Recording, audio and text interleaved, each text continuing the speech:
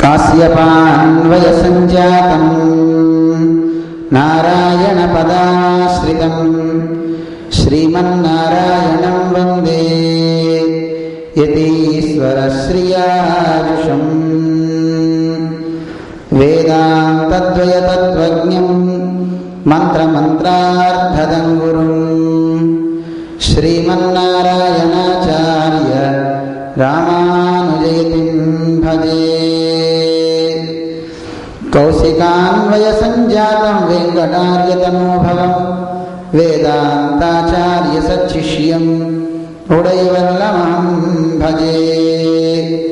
శ్రీమద్వేంకటరంగార్య శిష్యం సచ్చిష్య సేవతిం శ్రీలక్ష్మణార్య విబుధం సంశ్రయే ధీవిదీప్తయే.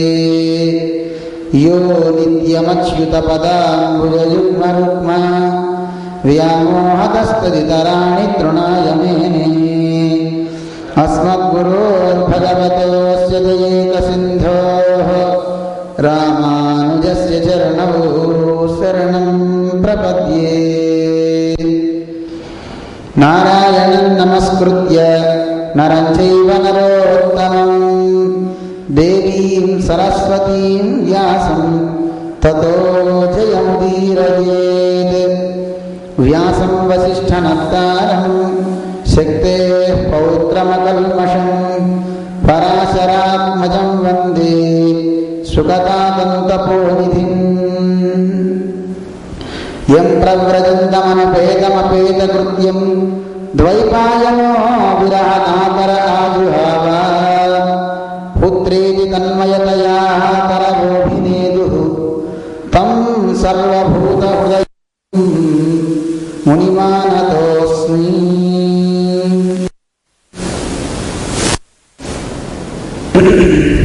జై శ్రీమన్నారాయణ. సత్ప్రార్థనా శ్లోకం అని చెప్తాం, అందరం కలిసి వెళ్దాం. సుఖరూప మహాప్రాజ్ఞ సర్వశాస్త్ర విశారద సంసార సాగరే మగ్నం మాముద్ధరదయానిధే. సంసార సాగరే మగ్నం దీనం మాం కరుణానిధే.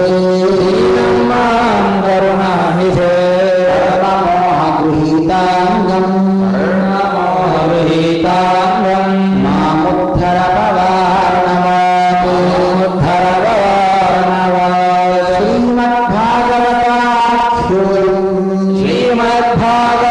శ్రీమద్భాగవతాఖ్యోయం ప్రత్యక్ష కృష్ణ ఏవ హి స్వీకృతోసి మయా నాథ అత్యర్థం భవసాగరే మనోరథం మదీయోయం సకల సర్వదా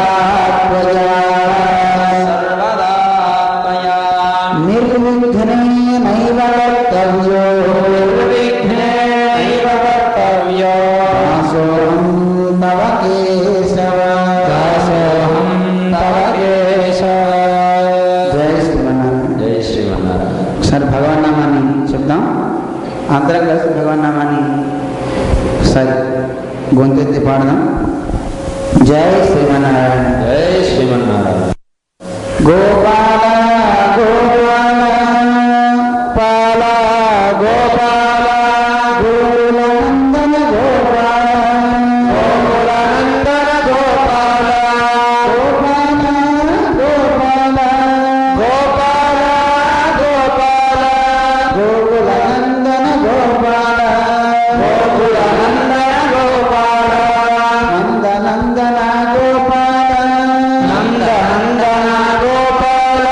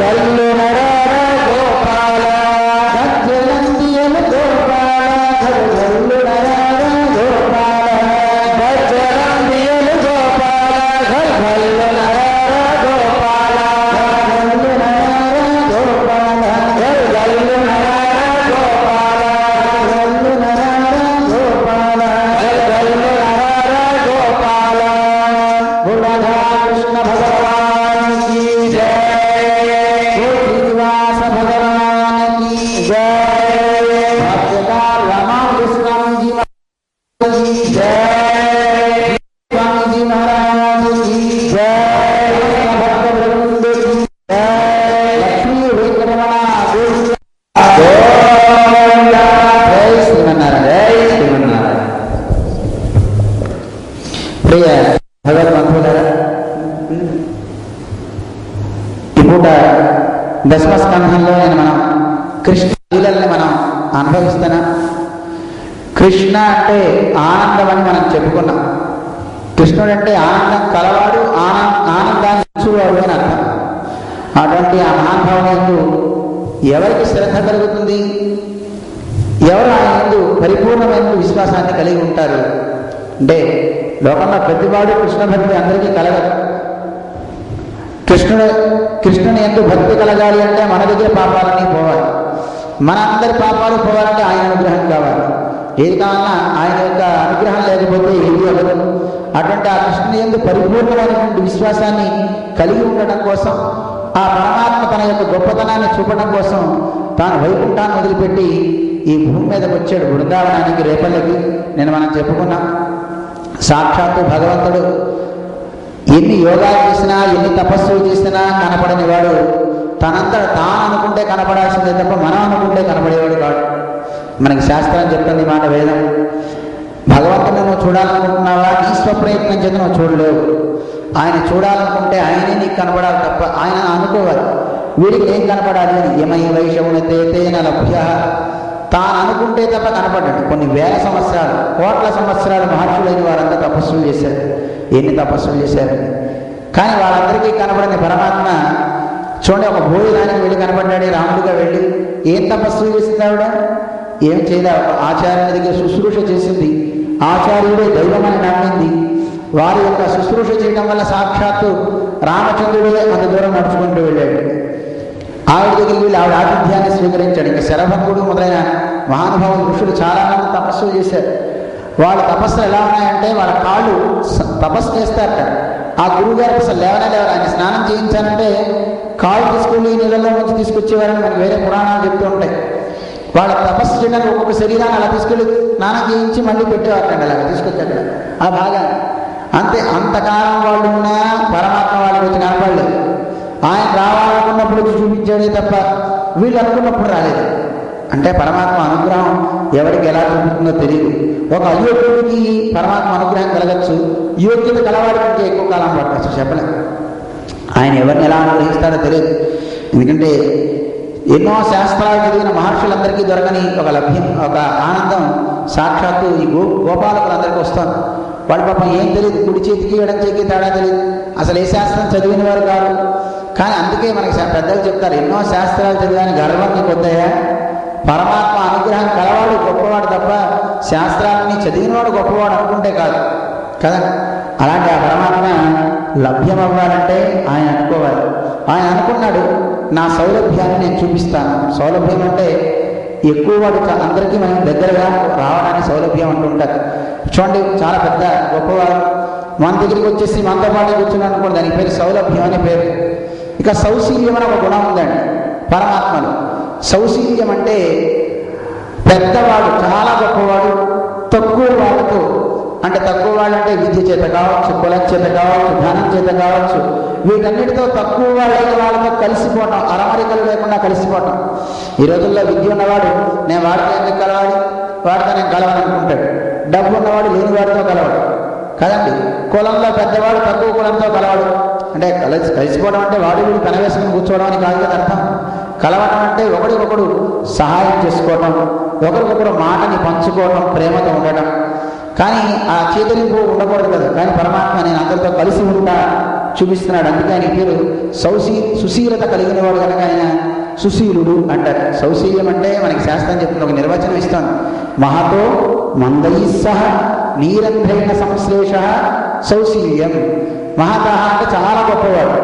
మందై సహ ఏ రకమైన జ్ఞానం లేని వాడితో అరమరికలు లేకుండా కలిసిపోతాడు. కలిసిపోతాడు. చూడండి, మనం కృష్ణుని చూస్తున్నాం, కృష్ణ కథలు చెప్పుకుంటున్నాం, గోప బాలులతో కలుస్తున్నాడు. అయితే కృష్ణుడు అంటే ఇప్పుడు నిన్నే పుట్టాడు కనుక ఆయన సంగతి మనకి తెలియదు. ఈయన అవతారం కదండి రాముడిని మనం చూద్దాం. రామావతారంలో ఆయన బాగా పండితులైన పెద్దలతోనూ తిరిగాడు. విశ్వామిత్రుడు, వశిష్ఠుడు మొదలైన వాళ్ళతో తిరిగాడు.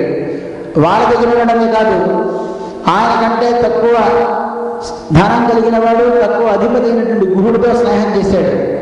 ఆఖరికి కోతులతో సహవాసం చేశాడు. కోతులతో ఎవరైనా చేస్తారంటే అమ్మవాడు కోతి, వాడితోనే అసలు సహవాసమే చేయనంటే, వాడితోనే మాట్లాడినే అంటాడు. కానీ అటువంటి గొప్పవాడు కోతులతో సహవాసం చేశాడు. ఆఖరికి రాక్షసులతో సహవాసం చేశాడు. రాక్షసులతో కూడా చేశాడో చేయలేదు రాముడు? విభీషణుడితో చేయలేదండి. రావణాసుడు సోదరుడు, ఆయనకి ఏం పట్టదట. మంచి ఎక్కడుంటే అందరితో ఫ్రెండ్షిప్ చేస్తాడు, అందరూ కావాలనుకుంటాడు. కానీ ఇంకోటి కూడా చెప్పాడు రామచంద్రుడు, తప్పులు చేయనివాడు ఎవడయ్యా, చేస్తే చేస్తాడు, అలాంటి వాడిని కూడా నేను రాణిస్తా, అందరికీ నేను అభయాన్ని ఇస్తా, లోకంలో తప్పు చేయనివాడు ఎవడు ఉండవాడిని. కానీ అలాంటి వాడైనా నేనే రక్షకుండానే నన్ను ఎవడు శరణ వెళతాడో అలాంటి వాడిని నేను వదిలిపెట్టను. నత్యజేయం కథంచన, ఎప్పటికీ వదిలిపెట్టను అన్నాడు. తప్పులు చేయడం మానవ స్వభావం, ఈ భూమి యొక్క స్వభావం. అలా తప్పులు చేస్తూనే ఉండడం కాదు, ఒకసారి పశ్చాత్తాపడి తండ్రి నీ పాదం పట్టుకున్నాను, నన్ను మంచిదారిలో నడిపించవయ్యా అని అడగకపోతే వాడు దేవుడిని పూజిస్తూ అక్కడ ఉండడం కూడా వ్యర్థం. ఆయన చూసుకుంటాడు, ఆయనే పూర్తి భారం మనం పెడుతున్నాం. ఆ భారాన్ని బాగా చదువుకున్న వాళ్ళు పెట్టలేదు. ఏ చదువు లేని వాళ్ళు ఎలా పెడతారో మనకి ఈ కథ చెప్తాను, కృష్ణ కథ మనకి చెప్తాను. సాక్షాత్తు పరమాత్మే పక్కనున్నప్పుడు ఆ పరమాత్మ దగ్గర ఉండి ఆ పరమాత్మ ఆయన అని కూడా తెలుసో తెలీదో వాళ్ళకి తెలియదు. కథ చూస్తే తెలుస్తుంది, చాలా అందంగా జరుగుతోంది మనకి కృష్ణుడి కథలు చూస్తుంటే. ఆ గోపాలకు ఉండే విశ్వాసం, వాళ్ళకుండే గొప్ప భావన ప్రపంచంలో బాల శాస్త్రాలని రుబ్బి తాగిన వాడికి కూడా రాదు కదండి. ఉపన్యాసాలు చెప్పేటప్పుడు చూడండి, అలాంటి వాళ్ళు పైన కూర్చొని చెప్తుంటారు, దేవుడి మీద విశ్వాసం కావాలయ్యా, విశ్వాసం లేకపోతే దేవుడు దొరకడయ్యా. కానీ వీడికి విశ్వాసం ఉండద్దని ముందు నిజంగా ఆయనే రక్షిస్తాడు, నేను అలాగే పట్టుకోవాలి అని. అందుకే చెప్పేవాడు తాను ఆచరించేవాడైతే అందరూ బాగుపడతారు. కానీ అలా కాకుండా నాకెందుకులే అనుకుంటే కాదు కదా. స్వామి చెప్తుంటారు, ఊళ్ళో ఒక ఆయన హరికథలు చెప్తున్నట్టు చెప్తూ భార్య ఆ రోజు అంతా పాపం ఉపన్యాసానికి వచ్చారు, భార్య పిల్లలు అందరూ.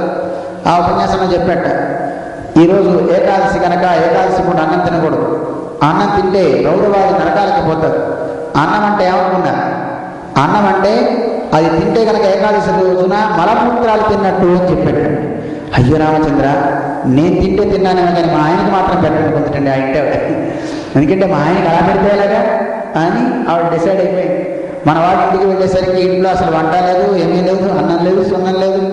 మనవాడు ఏమై ఉపన్యాసం హరికథ చెప్పి అలసిపోయాను, కాస్త వడ్డించు అన్నట్టండి. అయ్యో రామచంద్ర, మీరే కదండి చెప్పారు తినకూడదని అని. ఆ నియమం మనకు కాదే పిచ్చిదాన, ఊరుకు ఉపదేశం ఉనకు ఎనకు ఇల్లది అన్నట్టు. ఊళ్ళో వాళ్ళకు ఉపదేశం కానీ నీకున్నాడే మన ఇద్దరికీ కాదన్నట్టు. అంటే లోకంలో చెప్పేవాడు ప్రతివాడు సర్వే వ్యాసపరాశరా ఉపదేశ వేళాయా. ఉపదేశం చేసేటప్పుడు ప్రతివాడు ఒక చిన్నముద్ర వేసి వ్యాసుల్లా పరాశరుల్లా చెప్తారు. కానీ అనుష్ఠానానికి వచ్చేటప్పుడు, వాడు ఆచరించే సమయానికి వచ్చేటప్పుడు ఇంకే ఏది చెప్తారో అది చేయాలి. మన జీఎస్ స్వామి గురుగారు ఏదైతే చెప్తారో అది ఎలా ఆచరిస్తారో మీకు మాట చెప్పారు. ఆహారం దేన్నైతే కనుక అందరికీ ఒకటే చేయమని చెప్తారు స్వామివారు. అయితే పెద్ద ప్రసాదాలను చేయడం కష్టం కదా అని మన వాళ్ళు ఒక చిన్న దాంట్లో వంట చేసేసి గౌరవ తీసుకొచ్చారనుకోండి, స్వామివారు అడుగుతారు, ఏమైనా ఇది చేశారేమిటి, స్వీట్స్ ఇవన్నీ అక్కడ కూడా చేశారా అని అడుగుతారు. అంటే వాళ్ళు అంటారు, స్వామి మరి అక్కడంటే ఇంతమందికి కష్టం కనుక మీ వరకు ఈ స్వీట్స్ చేసామండి అంటారు, తీసేయండి అంటారు స్వామి. అదేంటి స్వామి అంటే, మరి అందరూ వచ్చినప్పుడు అందరికీ కలిపి వాళ్ళకి ఏది పెడతారో మాకు అదే పెట్టండి, వాళ్ళకి అది స్వీట్ చేస్తే మా పెరుమాళ్ళకి అది పెట్టండి, మాకు అదే పెట్టండి, వాళ్ళకి అది చేయకపోతే కనుక మాకు అది పెట్టండి, వాళ్ళకి ఏది పెడుతున్నారో అదే.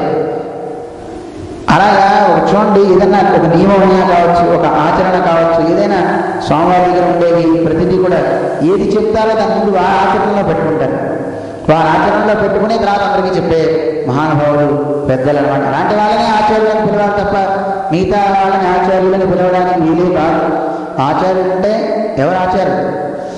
ఆచార్య స్థాపయత్యపి, ఆచారాన్ని చక్కగా అందరికీ తెలిపేవాడు ఉండాలి.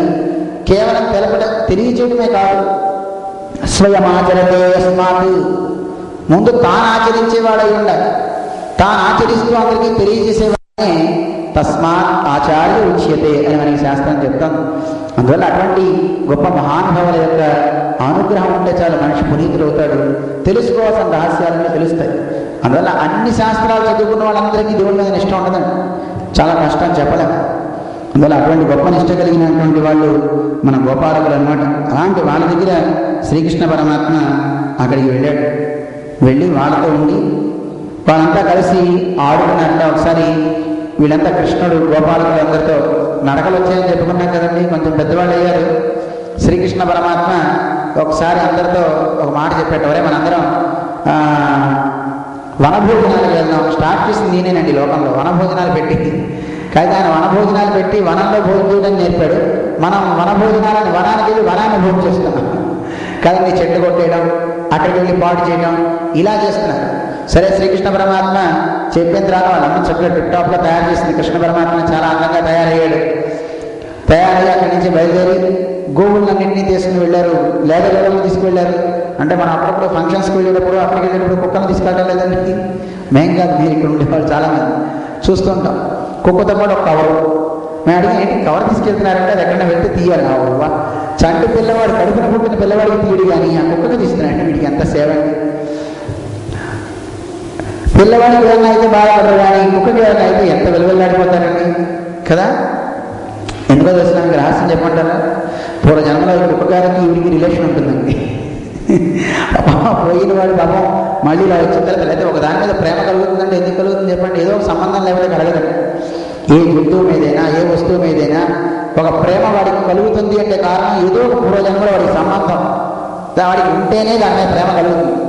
ఒక ద్వేషం కలుగుతుందన్నా జాతి వైరం, పూర్వజన్మలో ఏదో వైరం, ఆ వైరమే అది కంటిన్యూగా సాగుతూ ఉంటుంది, ఆ ప్రేమ అలా కంటిన్యూగా సాగుతూ ఉంటుందని. అందువల్ల బహుశా పుడితే పుట్టచ్చండి. అందుకే పాపం వాళ్ళు మంచం మీద భర్త గారి కన్నా కుక్కనే ఎక్కువ పడుకుంటుంటారు, వాటితోనే ఎక్కువ సావాసం చేస్తూ ఉంటారు. అందువల్ల ఇలాగా ఎలా వీళ్ళు తీసుకెళ్తున్నారు, వీళ్ళంతా గోవుల్ని దూడల్ని అన్నింటినీ తీసుకుని వెళ్ళారండి. తీసుకుని వెళ్ళి చక్కగా ఆడుతున్నారు, ఆడుతూ చక్కగా అన్ని చేస్తున్నారు. ఇక పిల్లల అడుపులు చూడాలి. వీళ్ళ అరణ్యాల్లో నడుస్తుంటే ఒకడేమో వాడి నీడని చూసి ఆ నీడతో పాటు పరిగెత్తున్నట్టు ఆ నీడను పట్టుకోవాలి. వాడికి నీడని తెలియదు, వీడెవడో నాకు కనపడకుండా తిరుగుతున్నాడు కానీ వీడిని పట్టుకోవాలని పరిగెత్తున్నట్టు. ఆ పరిగెత్తినప్పుడు ఎదురుకుండా ఏమిటో తెలియక గుంటుంటే ఆ గుంటలో వెళ్ళిపోయినట్టు. అంటే అంతా వీళ్ళు అక్కడ మయూరాలు నడుస్తుంటే ఆ మయూరంగా నడిచేవాడు ఒకడు, అక్కడ పక్షులు ఎదురుతూ ఉంటే పైన ఆకాశంలో ఆ నీడగా పక్షులతో పాటు పరిగెత్తుతట్టు ఒకడు. ఇలా అందరూ కోయిలు కనుక అరుస్తూ ఉంటాయి కదండి, అరిస్తే మళ్ళీ విడుగుడు అని కూసేవాడు ఒకడు. ఇలా అంత అల్లరి అసలు లెక్క పెట్టడానికి వీళ్ళేంత జనం గోపాలకులు. 5 లక్షల మంది ఇళ్ళు కదండి, ఇంటికి ఒకటి చెప్పునేసుకున్న 5 లక్షల మంది పిల్లలు. అందరూ క్యారేజీలు సర్దుకున్నారట, పిండి వంటలు చేసుకున్నారట. ఆ పిండి వంటలన్నీ చూసుకుని చక్కగా భుజాల మీద కర్ర పెట్టుకుని కర్రగా మూటలు కట్టుకొని తీసుకుపోతున్నారు. మనకి అప్పట్లో క్యారేజీలు లేవు కదండి, వాళ్ళ దగ్గర చెక్క పాత్రలు ఉండేవి, చట్టి అంటారు. ఆ చెక్క పాత్రల్లోనూ లేదంటేనేమో మొత్తల్లోనూ లేదా గుడ్డలో పోసుకోవడం పరిగెత్తడం. జంతికలు తెచ్చినవాడు కూడా, చెక్కలు తెచ్చినవాడు కూడా, ఏమేమి తెచ్చారో చూద్దాం. అలా ఒక్కొక్కడు బయలుదేరి అరణ్యాలకు వెళ్ళారట. ఆ వెళ్ళినప్పుడు మాట్లాడుతూ ఉంటే ఒక్కొక్కడికి బలం బాగా ఉంటుంది. ఆ బలం ఉన్నవాడు ఏం చేశారట, ఒకనొకని చల్ది కావడి నొకడొక అడిగించి ఒకటి గబగబా వెళ్ళి ఆ దగ్గర ఉన్నటువంటి చల్ది అంటారు కదా, సద్దన్న మూట, ఏదో ఒక మూట, ఆ మూటను పట్టుకుని వీడు పారిపోయాడు. ఒరే నాది పట్టుకుపోయేవాడు వీడు వెనకాల పరిగెత్తి ఇక విసుగు వచ్చి వీడు వెళ్ళలేకపోతే ఆ అవతల వాడి దగ్గర నుంచి ఇంకోటి వచ్చి లాక్కున్నట్టండి. అది లాక్కుంటామని నొకడొకనది తెచ్చి ఇచ్చు ఉర్వీనాథ, వేరే వాడు తప్పురా అని వాడి తీసుకుని ఇది కూడా నీకు ఇచ్చేస్తున్నాను ఇస్తాట. ఇలా పిల్లలంతా కూడా అంత గోలలుగా ఉన్నాయి. ఆఖరికి కృష్ణుడు ఆ వన సౌందర్యాన్ని ఇంకా చూద్దామని వెళ్ళేటండి. వెళ్ళి ఒక పక్కన ఎక్కడో చూస్తుంటే కృష్ణుడిని చూసి అంతా చాలా దూరంలో ఉన్నాడు కృష్ణుడు. ఒకడు అన్నట్టు, ఎవరే మనం అందరం పందెం వేసుకున్నాడు, ఎవరు ముందు వెళ్ళి కృష్ణుని ముట్టుకుంటారు అని. వీళ్ళంతా పరిగెత్తేవాటండి. వనజాక్షుడు మున్నరిగిన కృష్ణుడు ముందు వెళ్తున్నట్ట. మునుపడగానదని నీ ముట్టుదలన చూంచని, ముందుగా నేనే ముట్టుకుంటా కృష్ణుని చూసుకోవడానికి పరిగెత్తడం మొదలు పెట్టారు. రన్నింగ్ రేస్ కాంపిటీషన్స్ అన్ని ఆటలు కృష్ణుడి నుంచే వచ్చాయి. అలా కృష్ణుని పట్టుకోవడానికి పరిగెత్తారండి. మునుముట్టని వాడు మునుముట్టిన వాడు నవ్వు మనసి నరేంద్ర. ముందుగా వెళ్ళి ముట్టుకునే వాడిని, ముందుగా వెళ్ళి ముట్టుకున్న వాడు నవ్వుతాడే, ఓడిపోయారా నవ్వుతాడు. కృష్ణుని వెళ్ళి ముట్టుకుంటారు, కృష్ణుని వెళ్ళి గట్టిగా కబుర్లు చేసుకుంటున్నారట. ఇదంతా చూశారు మహర్షులంతా కూడా.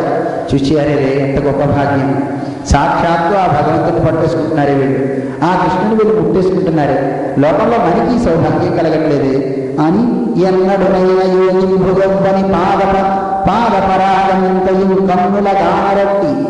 ఏమండి సాక్షాత్తు కృష్ణుని కాదటండి, ఆ కృష్ణుడికుండే పాద రజస్సును చూసిన పాపం కూడా మనం యోగులైన వారు కానీ ఎవరు కదా. అలాంటి హరిని కౌలిగా చేర్చుతూ కృష్ణ అంటే కౌలు చేసుకుంటున్నట్టు ఒకడు చెట్టబట్టుచున్ చేతితో పట్టేసుకుంటున్నారు, ఆయనతో ఆటలాడుతున్నారు. తన్నుచున్ గుర్తుచున్ ఆయన కృష్ణుడు ఒకసారి నవ్వుతున్నట్టు, ఒకడు గుర్తుతున్నట్టు, నవ్వుచున్ నవ్వుతున్నాడు. పెద్దయ్య భయపడి కూడి ఆడుచున్ అన్ని ఆటలు ఆడుతున్నారు, కృష్ణుడితో పట్టేసుకుంటున్నారు, వెనకాల ఉప్పెట్టేస్తున్నారు. ఏమంటే సాక్షాత్ పరమాత్మే. అలాంటి పరమాత్మని ఎవరికి దుర్లభమే దొరకని వాడే ఆయన వచ్చి రేపల్లి రావడం ఏంటి, నందవ్రజంలో పడి అందరితో పడి ఆడడం ఏంటి, అందరూ కొట్టడం ఏంటి, కట్టడం ఏంటి, ఎంత ఆశ్చర్యం అండి ఇవన్నీ అని మన్ననసే ఈ వల్ల కుమారుల భాగ్యమలింత ఎక్కునే. ఆ మోసలు ఈ పిల్లల యొక్క భాగ్యం ఇంత అని చెప్పడానికి వీలు కాదు. ఈ గొప్ప బాలకులే చాలా గొప్ప అదృష్టవంతులు. ఈరోజు చూడండి మనం అనుకుంటున్నాం, నిజానికి రామానుజుల గారు చాలా గొప్ప సంస్కరణలు చేశారని చరిత్ర చదివి అనుకుంటుంటాం. అయ్యో రామానుజు గారు అప్పుడు లేకపోయామే అనుకుంటాం. కానీ పెద్ద జీయర్ స్వామి వారు ఎన్నో స్వాధ్యాయ యజ్ఞాలు చేసి ఎన్నో కార్యక్రమాలు చేసి వారు పెద్ద పవర్ఫుల్ మ్యాన్ అంటుంటారు స్వామివారు. అటువంటి వారిని చూడలేకపోయామని బాధ. తర్వాత ఇప్పుడు అనుకుంటుంటాం, అబ్బా మన పోలేండి అదృష్టం ఊరున్నప్పుడన్నా ఉందాం అనుకుంటాం కదండి. మరి ఇది కాకుండా తర్వాత టైంలో పుట్టిన వాళ్ళు ఎంత బాధపడతారో తర్వాత మనకి తెలుస్తుంది. మనం ఉంటే వాళ్ళందరూ అనుకుంటారు, అయ్యయ్యో మనం చూడలేకపోయామే జీయర్ స్వామిని బాధపడే వాళ్ళు కూడా ఉంటారు. కథే ఒక అదృష్టం ఏంటంటే ఇప్పుడు వీడియోలన్నీ ఉన్నాయి కనుక, ఈ వీడియోలన్నీ నెట్లో అన్నీ వారి ఫోటోలు వారి ప్రవచనాలు ఉన్నాయి కనుక అందరూ అప్పుడు చూసి ఆనందపడతారు. కానీ ఏదైనా ప్రత్యక్షంగా చూడని బాధే. ఆ బాధ అప్పటి వారికి తరాలు వచ్చే వారికి మళ్ళీ అనిపిస్తుంటుంది, అయ్యో మేము లేకపోయామే ప్రతివాడు బాధపడతారు. అలాంటి గొప్ప సౌభాగ్యం ఎన్నో తపస్సులు చేసినా కలగినటువంటి గొప్ప పుణ్యాల మూట సాక్షాత్తు కృష్ణుడు వీళ్ళందరి మందికి వచ్చి వీళ్ళతో ఆడుతున్నాడు. ఇది వీళ్ళకి కలిగినటువంటి ఆనందం మిగతా ఎవరికి కలుగుతుంది కనుక ఎవరికి వచ్చేది కాదు అని కృష్ణుని యొక్క సాన్నిధ్యాన్ని పొందినటువంటి గోపాలకుల యొక్క భాగ్యం ఇంత అని చెప్పడానికి వీలు కాదు అని పరీక్ష నరేంద్రుడికి శ్రీసుఖ భగవానుడు ఉపదేశిస్తున్నాడు. ఇలా జరుగుతుండగా ఏం జరిగిందో తెలిసిన వీళ్ళంతా ఇలా అరణ్యంలో ఈ ఆటలాడుతూ లోపలికి వెళ్తుంటే అక్కడ ఒక పెద్ద సర్పం కనపడింది అండి. ఎలాంటిది ఆ సర్పం? అఘాసురుడు అని వాడికి పేరు. ఏం పేరు? అఘాసురుడు అనమాట. వాడు ఎలా ఉన్నాడు? వాడు పెద్ద నోరు తెరుచుకుని ఆకాశానికి పైకి నోరు తెరుచుకుని కిందకేమో భూమి మీద నోరు ఆగి ఉండటండి. దేవతలంతా కూడా అమృతం తాగిన దేవతలు కూడా వాడితో యుద్ధం చేయాలని భయపడతారట. అమ్మ వాడి జోలికి మేము పో అనుకుంటారటండి. అలాంటి రాక్షసుడు వాడు ఆ అఘాసురుడు నోరు తెరుచుకుని ఉన్నట్ట ఒక కొండ శిలువ రూపంలో. ఎందుకని? వీడి తమ్ముడు బకాసురుడు వాడిని సంహరించేటువంటి సోదరుని, నా సోదరుని చంపాడు కనుక ఈ కృష్ణుడిని ఈ పరిగారాన్ని మొత్తాన్ని చంపేస్తాను అనుకుని వచ్చాడు. వాడు ఆలోచించారు, అయ్యో మా అన్నయ్య పోయినప్పుడు వీడి దగ్గరికి వస్తే నన్ను చంపుతాడే అని భావం ఉంటుందండి వీడికి. అందువల్ల వీడు కూడా వచ్చాడు. పోయే కాలం వస్తే అందరికీ అంతే ఉంటుందండి. పాపం అలా వచ్చి వాడు పెద్దగా నోరు తెరిచేసుకొని ఈ బలరాముని కృష్ణుని చూసి వీళ్ళిద్దరు కనుక పోతే చాలు ఈ బాలకులంతా పోతారు, ఎవ్వరు కూడా ఉండరు, వీళ్ళందరినీ నేను మజ్జిగన్నంలో ఆవకాయ నంచుకున్నట్టుగా నంచేసుకుంటాను అని ఆ అఘాసురుడు పెద్దగా నోరు తెచ్చి కొండశిలువ రూపంలో 4 యోజనాల దూరం ఉన్నట్టండి. ఎంత వారో చెప్పడానికి వీలు కాదండి. చాలా పెద్దగా నోరు తెరుచుకుని ఉన్నాడు ఈ అఘాసురుడు. ఇలా నోరు తెరుచుకుని ఉన్న తర్వాత ఈ గోపాలకులంతా చూశారట కృష్ణుడు ఈ అఘాసురుడు చూచి మాకేం భయం లేదు అని వీళ్ళంతా. ఎందుకంటే ఇదివరకు ఒకసారి బకాసురుడు నోరు చీల్చాడు కదా కృష్ణుడు, అలాంటి రాక్షసులు చెప్పినప్పుడు వీడెంతా అనుకున్నట్ట అనుకుని ముందుకు అలా సాగిపోతున్నట్ట. భయమే లేదు. ఎందుకు భయపడలేదు? కృష్ణుడు ఉన్నాడనే ధైర్యం. నిజాన్ని చూడండి, పరమాత్మని నమ్మినవాడు, పరమాత్మని పరిపూర్ణంగా విశ్వసించిన వాడికి మృత్యు అంటే భయమే ఉండదు. ఎందుకని మృత్యు అంటే భయం ఉండదు? వాడు చేయవలసిన పని చేసేసాడు కనుక. కృతకృత్యా ప్రతీక్షంతే మృత్యు ప్రియమివ అతిథి అంటుంది శాస్త్రం. పరిపూర్ణంగా పరమాత్మను అనుభవించిన మహానుభావులు మృత్యు వస్తే రాయండి, దాని ఇష్టం. మన ఇంటికి వచ్చిన అతిథికి మనం ఎలా అయితే సత్కారం చేసి కాఫీ టీలు ఇచ్చి బోర్నోటా ఇస్తామో, ఇచ్చేవాడు ఇవన్నీ వాళ్ళ సంగతి కాదు, అలా ఇస్తామో అలా మృత్యు వస్తే పీట వేసి కూర్చోబెట్టి కార్యం చేయమని అడుగుతారు. ఏం చేయమంటారు చెప్పండి, బయలుదేరదామా, ఇంకాసేపు ఆయన ఆలస్యంగా వర్జం దుర్ముహూర్తం చూసుకుంటారా అని అడుగుతారు. మా చిన్నప్పుడు మా గురువుగారు, మాకు వేదం చెప్పే గురువుగారు ఒక మాట చెప్పారు. సుబ్బరామ శర్మ గారని వారు విజయవాడలో ఉంటారు. ఆయన వాళ్ళ గురువు సమయంలో జరిగినట్టు వృత్తాంతాన్ని చెప్పారు. దీక్షిత్ చేనులు గారు చాలా గొప్ప పండితుడు, ఎన్నో యజ్ఞాలు చేసినట్టు మహానుభావుడు అనమాట. ఆయన సంతానం అయిన తర్వాత భార్యని మళ్ళీ ముట్టుకోలేదు. అంటే వేదం కూడా అలాగే మనకు చెప్పింది, దశాస్య పుత్రానాం దేహి పతి మేకాదశంకృతి, 10 మంది పిల్లల్ని కన్నాక 11వ వాడిగా తండ్రి అయిపోవాడ భార్య. అందువల్ల ఇతను సంతానోత్పత్తి అయిపోయిన తర్వాత భార్యని ఒక స్నేహితురాల్లా చూస్తూ, ఒక ఫ్రెండ్లా చూస్తూ, ఈయన పని ఈయన చేసుకుంటున్నాడు, ఆవిడ ఎంతవరకు ఏం చేయాలో చేస్తుంది అంతే. అలాంటి తపస్సంపన్నుల భార్యాభర్తలు ఇద్దరు అలా ఉన్నారండి. అలా ఉన్న తర్వాత వాళ్ళంతా పిల్లలు అంతా పెద్దవాళ్ళు అయ్యారు. ఈయన ఎంతవరకు ఏం చేయాలో నిత్యాగ్నిహోత్రం ఉదయం సాయంత్రం ఈ కార్యాలు తప్ప కూడా ఏం లేదు. రోజు భూత బలి అని యజ్ఞం చేసిన తర్వాత చుట్టూతా బలి వేస్తారు. ఆ బలి అంతా తీసుకెళ్లి పక్షులకు పెట్టేవాడు. సకల ప్రాణుల మీద ప్రేమ. నిజానికి మనం ఏ పూజ చేసినా ఆ పూజలో ఆంతర్యం సకల భూతాలకి సేవ చేయాలి, అంతేగాని కేజీ పులిహార చేసిన ఒక్కడివే తింటే కాదండి. అందుకే మన పూర్వం పెద్దలు చూడండి, ఏ వ్రతం చేసినా అది అన్ని భూతాలకి, అన్ని భూతాలంటే దయ్యాలు కాదు, సకల జీవులని అర్థం, అన్ని జీవులకి సేవలాగా ఉండేది. అందుకే మన స్వామి చెప్తుంటారు, మాధవ సేవగా సర్వప్రాణి సేవ అని. మనం భగవంతుడి పూజ ఇప్పుడు వినాయక చవితి చేస్తారు చాలామంది చూడండి. ఆ వినాయక చవితి చేసినప్పుడు కింద మీరు ఆవు పేడతో అలగమంటారు. ఇప్పుడు ఇళ్లలో ఆవు పేడతో అలగడం కష్టం, అసలు మీ ఇళ్లలో అసలు అలగడం కష్టం, ఇక్కడ ఆవులే దొరకవు. ఆ ఆవు పేడతో అలికి దాన్ని పంచరంగుల చూర్ణాలతో ముగ్గులు పెట్టాలి. ఆవు మన గోధుమ పిండి, బియ్యం పిండి, మేనప్పిండి, ఈ రంగులు తప్ప మన బయట తిరిగే కెమికల్స్ కాదండి.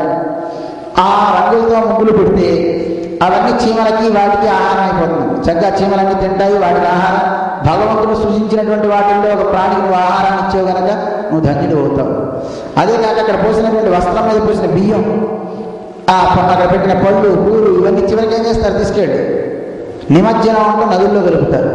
ఆ బొమ్మ దేవుడిని కూడా తీసుకెళ్ళి, మట్టిని కూడా తీసుకెళ్ళి నీళ్ళల్లో కలుపుతారు. దేవుని ఉద్వాసన అయిన తర్వాత నీళ్ళల్లో మట్టిని కలపడం వల్ల నీటికి కూడా మంచి సారం ఏర్పడుతుంది. అదే కాదు, నీళ్ళల్లో ఉండే జలచరాలకు ఆహారాన్ని ఇస్తున్నావు, పళ్ళు వేయడం ద్వారా కావచ్చు, ఆ గింజలు వేయడం వల్ల కావచ్చు, నీళ్ళల్లో ఉండే ప్రతి చేపలకు ఏదో ఒక ఆహారం నీ వల్ల దొరుకుతుంది. నువ్వు చేసే పూజ వల్ల దొరుకుతుంది కనుక పరమాత్మ ఆనందిస్తాడు. అందుకే ఏ పూజ చేసినా అందరికీ సంతర్పణ చేయండి అంటుంటారు. ఎందుకు సంతర్పణ? 10 మంది తింటే ఆ ప్రసాదాన్ని ఎవడో ఒక గొప్ప మహాభక్తుడు ఉంటాడు, వాడు తినడం వల్ల మనకి పనిచేస్తుంది. అలాగే సకల భూతాలకి రోజు భిక్ష చేసేటప్పుడు, భోజనం చేసేటప్పుడు కూడా ఒక దేవుడికి కొంత తీస్తుంటారు, భూత బలి అంటారు. ఆ భూత బలిని చేసి అప్పుడు బయట పెడితే రాదు, వీడు వచ్చి తినాలి. ఆ భూత బలి లేకుండా వీడు తినకూడదు, తింటే వీడు భూతం అవుతాడు. కానీ అలా సకల భూతాలకి పూర్వం ఆహారాన్ని అలా ఇచ్చేవారు. అందుకే అందరికీ అంత మంచి జరిగేది, వాళ్ళకి ఏ ఇబ్బందులు కలిగేదో కాదు. కానీ ఈ రోజుల్లో అలా చేసేవాళ్ళే లేదండి. భూతబలి సకల ప్రాణులకి ఆరాధన అనేది ఎక్కడుంది? ఏ ప్రాణికైనా సేవ చేయాలి అనే భావన ఎక్కడుంది? అందువల్ల ఆ మహానుభావుడు రోజు బలిని అలా పెట్టేవాడు. అందువల్ల భగవంతుడిని పరిపూర్ణంగా విశ్వసించాడు. విశ్వసించి ఆయన చివరికి వాళ్ళు ఒక రోజున వాళ్ళ కోడలు ఉన్నారు, ఇంట్లో ఎవరు లేరు. ఆ సమయంలో కోడలతో చెప్పాడు, అమ్మాయి ఇక్కడ చేప వేయి అన్నాడు. ఆయన చెప్పింది చేయాలి ఎవరైనా సరే. చేప వేసి ఎక్కడ దిండు వేయి అన్నాడు. దిండు వేసి వెళ్ళి ఆ చేప కూడా దంతల చేప, ఎవరిని ముట్టుకోలేదు ఆయన, శరీరం వదిలేంత వరకు. తర్వాత ఇక్కడ దీపం పెట్టు అన్నట్టు, తీసుకొచ్చి దీపం ఇక్కడ ఎందుకు మామయ్య గారు పెట్టు అని భయం వణికి భయం తెచ్చి పెట్టింది. తులసి తీర్థం తీసుకురా. ఆ అమ్మాయి ఆనందపడింది. ఇంతవరకు ఎప్పుడు మామగారు తన చేతితో నీళ్ళు తీసుకోలేదు అంటే ఆ రోజు నీళ్ళు అడిగాడు. అది తులసి నీళ్ళు. వెంటనే దేవుడి దగ్గర నుంచి వెళ్ళి తులసి వేసి తీర్థం తీసుకొచ్చింది. అక్కడికి వచ్చిన కొన్ని సూక్తాలు చదివాట. ఆయన ఆ చేతిలో తీర్థం పెట్టుకుని చదివి ఆ తీర్థాన్ని తాగాడు. పడుకున్నట్టు దక్షిణం ఉత్తరముఖంగా పడుకుని దక్షిణం వైపు తలపెట్టి, అమ్మాయి అది కప్పరా పైన అన్నట్టు వస్త్రం. ఆ అమ్మాయి కప్పింది. ఆ కప్పేటప్పుడు చదవాల్సిన మంత్రాలు కూడా చదివేసి బ్రహ్మరంధ్రం నుంచి శరీరాన్ని వదిలిపెట్టండి. ఎంత గొప్పతనం అండి! ఆ మంత్రాలు చెప్పేటప్పుడు ఇలా ఇలా అన్నట్టు ఉండు అని అక్కడ కొంచెం అక్కడ పండు పెట్టు అని ఆ కోడలతో చెప్పాడు. ఏవో మాట్లాడుతున్నట్టు మనకు అనిపిస్తుంది, చూసేవాళ్ళకి వీడికి ఏదో పిచ్చెక్కింది అనుకుంటుంటాం. కానీ ఇది సత్యం అండి. మన రాజమహేంద్రులో కూడా ఒక మహానుభావుడు ఉన్నారు, శ్రీ వైష్ణవ సంప్రదాయంలో చాలా ఉద్దండ పండితులు అనమాట. ఆయన పురిహళ్ళ వెంకటాచార్య స్వామి అని. ఆ మహానుభావుడు కూడా శరీరం వదిలే సమయం వరకు కూడా అంతే, కర్మను విడిచిపెట్టలేదు, స్తోత్రాలు విడిచిపెట్టలేదు. సంధ్యావందనం చేసుకోవాలి, సంధ్యావందనం చేయాలంటే అప్పుడు లేవలేని స్థితిలో మంచంలో ఉన్న తన పిల్లవాడు అన్నట్టు, నాన్న నేను నీ బదులు నేను చేస్తానంటే ఏడ్చావు, లేపు పైకి, అది అక్కడ చూడు ఎవరు వచ్చారో తెలుసా నీకు అన్నట్టు.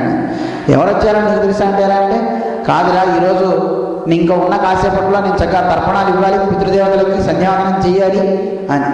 సమయం లేదు, తొందరగా లేపన్నా. నాన్న తొందరగా లేకపోతున్నావు ఎందుకు నాన్న, నేను చేస్తాలే నాన్న, నా చేపట్టుకు ఇక్కడ పడుకుని అన్నాడు. ఆ కేకలేసాడు ఆ పిల్లవాడు. అప్పుడు లేపిన తర్వాత తర్పణాలు ఇచ్చి తర్వాత ఆయన కింద పడిపోయాడు, శరీరాన్ని వదిలేక. అంటే చూడండి, మృత్యువుకి వెరవరు మహానుభావులైనటువంటి పెద్దలు. అయితే ఉపన్యాసం చెప్పేవారిని, అయ్యా మీరు పెద్దలే కదా, మీరు ఒకసారి కరెక్ట్లో వేలు పెట్టరా అని అడగకూడదు. అలాంటివి కావు. మృత్యువు తనంతటి తాను వచ్చేటప్పుడు దానికి ఆహ్వానం పలుకుతారు. అదే తప్ప పాము పొట్టులో వేలు పెట్టండి, కొండసిలో చేతిలో నోట్లో ఒకసారి చేయి పెట్టండి, ఇలాంటివి అడగకూడదు. లేకపోతే ప్రవహించే నదిలో దూకండి. మృత్యువుకి భయపడ్డంటే అర్థమే, చివరికి వీడి శరీరం వదిలే సమయంలో వచ్చి మృత్యువుని ఆహ్వానిస్తాడే తప్ప భయపడడు. అలాంటి గొప్ప స్థితి అనమాట. ఈ గోపాలులందరికీ కూడా కృష్ణుడు ఉన్నాడు రక్షకుడు, నాకేమిటి కనుక అనుకుని వెళ్ళిపోయారు అందరూ లోపలికి. అలా లోపలికి వెళ్ళిపోతుంటే కృష్ణుడు అనుకున్నట్టు, వీళ్ళంతా ఎంత గొప్పవాళ్ళు, నేనున్నాను వెనకాతల అని నా మీద ఒక భారాన్ని నుంచి వీళ్ళంతా లోపలికి వెళ్తున్నారు కదా అనుకుని కృష్ణ పరమాత్మ వాళ్ళందరి దగ్గరికి లోపలికి ప్రవేశిస్తుంటే కృష్ణుడు కూడా అనుకున్నట్టు, నేను కూడా వెనకాతల వెళ్తాను. కృష్ణుడు లోపలికి వెళ్ళాడు. వాళ్ళంతా గోవులు కూడా వెళ్ళిపోయినాయి, దూడలు వెళ్ళిపోయినాయి, అన్నీ లోపలికి వెళ్ళిపోయినాయి. అలా అన్నీ లోపలికి వెళ్ళిన తర్వాత కృష్ణ పరమాత్మ లోపలికి వెళ్ళాడు. వెళ్ళగానే ఇది నోరు మూసి ఆ పెద్ద గుహ కదండి, ఆ పైన 4 ఇంచు లోపలికి పోవాలంటే ఎంతసేపు పడుతుందండి? చాలాసేపు. చిన్న చీమను మన నోట్లో వేసుకున్నామంటే దానికి ఇది పెద్ద గుహలా కనబడుతుందండి. ఇక్కడి నుంచి ఇక్కడ దాకా పోవడానికి చాలాసేపు పడుతుంది కదండి. ఈ లోపల అది 4 ఇలా మూసే లోపల అందరూ వెనక అలా జారిపోతున్నట్టండి. మన ఎగ్జిబిషన్స్లో పెడతారు చూడండి, లేదు మనందరూ ఆకాశంలోకి వెళ్తున్నాం. నోరు తెరిచి పెట్టే అలాంటివి పెట్టకపోతే ఏ టెంపుల్ గోపురం పెట్టచ్చు కదండి. నాకు అనిపిస్తుంది ఏమిటి ఈ ఆకాశం పెట్టాడు బాబోయ్ అనిపిస్తుందండి. అలా లోపలికి వెళ్తుంటాం. నిజంగా అవన్నీ అఘాసురుడే. అఘం అంటే పాపం. పాపాన్ని ఇచ్చివే ఆ లోపలికి వెళ్తే చూడకూడదు చూస్తాం, ఆడకూడదు ఆడతాం, తినకూడదు తింటాం, దానివల్ల వచ్చేవన్నీ అఘాలు. అందుకే వాడు నిజంగా తెలిసే పెడతాడేమో అనిపిస్తుంది మాకు. అమెరికాలో కూడా చూడండి, పెద్ద పెద్ద కూరలతో పెద్ద పెద్ద నాలుకతో ఉండే బొమ్మలు పెడతాడు. ఆ బొమ్మల్లోంచి లోపలిపోతారు. అంటే ఈ ఆటలు ఆడిన పాపం వచ్చును తెలుసునండి. అందుకే పాపం వాళ్ళంతా ఆహ్వానిస్తారు, పాపులారా అంటుంటారు కదండి. అందుకే పాపాలంతా లోపలిపోతూనే ఉంటాం. మన వాళ్ళు కూడా వీళ్ళు చూసి మన వాళ్ళు కూడా పెడతారు. ఆడే ఆట వెనక కృష్ణుడు వస్తాడనే మాట ఉంటే పర్వాలేదులేండి, మంచిదే. కానీ ఆ భావన లేకపోతే కష్టం కదా. మీలాంటి వారు వెళ్తే కృష్ణుడు వస్తాడు అనుకోవచ్చు, వాళ్ళ వారు అనుకుంటే కృష్ణుడు ముందు నీ పెట్టుకోవాలి. వెళ్ళే వాళ్ళంతా అలాగే అవుతారు కదా. అందువల్ల అలా పోతున్నారు. బహుశా అది కూడా ఉండొచ్చు, కృష్ణుడు వస్తాడని ఏమైనా ఆశయమో ఏమో. ఎవరన్నా మహానుభావుడు వెళ్ళి అది మొత్తాన్ని ముగించవచ్చు, చూపించేవన్నీ కూడా పరమాత్మ యొక్క వైభవాన్ని చూపచ్చు. అయితే కృష్ణుడు వెళ్ళి అందరూ ఈ లోపల ఉండి కొండ 4 దాటే లోపల గబగబా కృష్ణుడు వెళ్ళి అక్కడికి వెళ్ళి నిలబడ్డాడంటే అక్కడ నిలబడి శరీరాన్ని బాగా పెంచేశాడు కృష్ణ పరమాత్మ. పెంచిన తర్వాత పెరిగే కొద్దీ ఇది నోరు కిందకి అయిపోయింది, దాని నోరంతా పైకి వెళ్ళిపోయింది. శరీరం అంతటా దాన్ని నోటికి అడ్డంగా అలా పెరిగిపోయాట కృష్ణుడు, పైకి పెరిగిపోయాట. లోపల నుంచి ఒక వీసమంతైనా బయటికి రాకుండా గాలి, ఈ లోపల ఉన్న పిల్లలు కానీ ఒక గాలి కానీ లోపలికి వెళ్ళకుండా చేసేటండి. ఆవరణ సరిగా ఆ లోపల ఉన్న గాలి రాలేక గాలి కృష్ణుడి దాకా రావడం, లోపల కొట్టుకోవడం. చూడండి, ప్రాణాయామం చేసేప్పుడు అలాగే లోపల కుంభించున్నాం అనుకోండి, గాలిని ముక్కు పట్టుకుని ఎవడన్నా నోరు ముక్కు కళ్ళు అన్ని మూసేయండి, మన పరిస్థితి ఏమిటంటే కొట్టుకుంటాడు, వణికిపోతుంది శరీరం. అలా దాని శరీరం కూడా కొట్టుకొని ఒకసారి పేలిపోయింది. దీని నుంచి రక్షించాడు అని చెప్తారు. అయితే ఇది 5 ఏళ్ల వయస్సులో ఈ జరిగాడు. 5 ఏళ్ల వయసుకి కౌమారము అంటారు. 5 ఏళ్ల వయసు దాటిన తర్వాత 6వ ఏటలో పౌగండము అంటారు.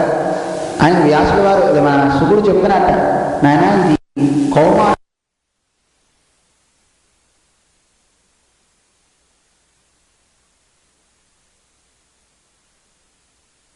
ఆశ్చర్యం కలిగింది శ్రీశుకుల వారికి. అందరం వింటాం కానీ డౌట్ రాదు. కానీ శ్రీశుకుడు అడిగాడు, ఏమండి చంపింది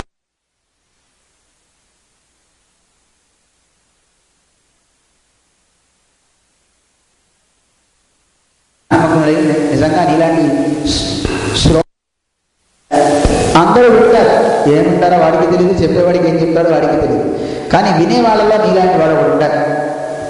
నీ వల్ల లోకానికి ఎన్ని రహస్యాలు తెలుస్తున్నాయో అని అతని గురించి పొగిడి అతనుడై విషయం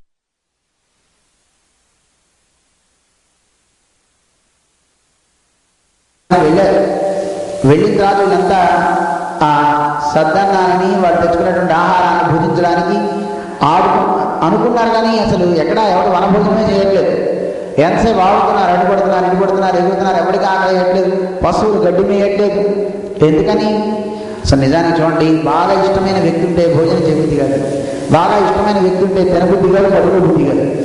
అవతల వాడు అదే పడుకుంటారంటే ఏం పడుకుంటావు, ఆగరా మళ్ళీ వస్తావో రావు, ఉండి కాసేపు మాట్లాడరా అని మాట్లాడుతూ ఉంటాం కదండి వాడితో. అలాగే ఇష్టమైనటువంటి వ్యక్తి సాక్షాత్ పరమాత్మ ఇక్కడ ఉన్నప్పుడు వీళ్ళందరికీ నిద్ర ఎక్కడి నుంచి వస్తుందండి, ఆకలి ఎక్కడి నుంచి వస్తుంది, దాహం ఎక్కడి నుంచి వస్తుంది? ఆఫ్టర్ ఆల్ సీరియస్ చూస్తేనే మనం తినము తాగమే, దాంట్లో ఉండిపోతామే. మరి సాక్షాత్ పరమాత్మే వస్తే, సాక్షాత్ దేవుడే మన దగ్గర ఉంటే వాడికి ఆకలి ఎక్కడి నుంచి వస్తుందండి, దప్పికి ఎక్కడి నుంచి వస్తుందని వాడికి ఏం వేయట్లేదు. గోపాలందరికీ జ్ఞానం ఉన్న మనిషి కాదు కండి, జ్ఞానం లేని పశువులు కూడా అలాగే ఉంటాయి. మనకి చాలా ఆనందంగా చెప్తారు, ఎలా ఉన్నాయి ఆ గోవులు. కృష్ణ పరమాత్మ అక్కడ చక్కగా చెట్టు మీద కూర్చుని ఆ వేణునాదాన్ని వాయిస్తున్నాడు. ఆ వేణునాదాన్ని వింటూ వెళ్ళి ఆకలి పుట్టదు కండి. మమతలు మోహములు మీది ఎత్తుకొని రోమంతము చాలించి, అవన్నీ కూడా ఎలా ఉన్నాయి ఆ పశువులు చెప్తున్నారు. హృత్కమలా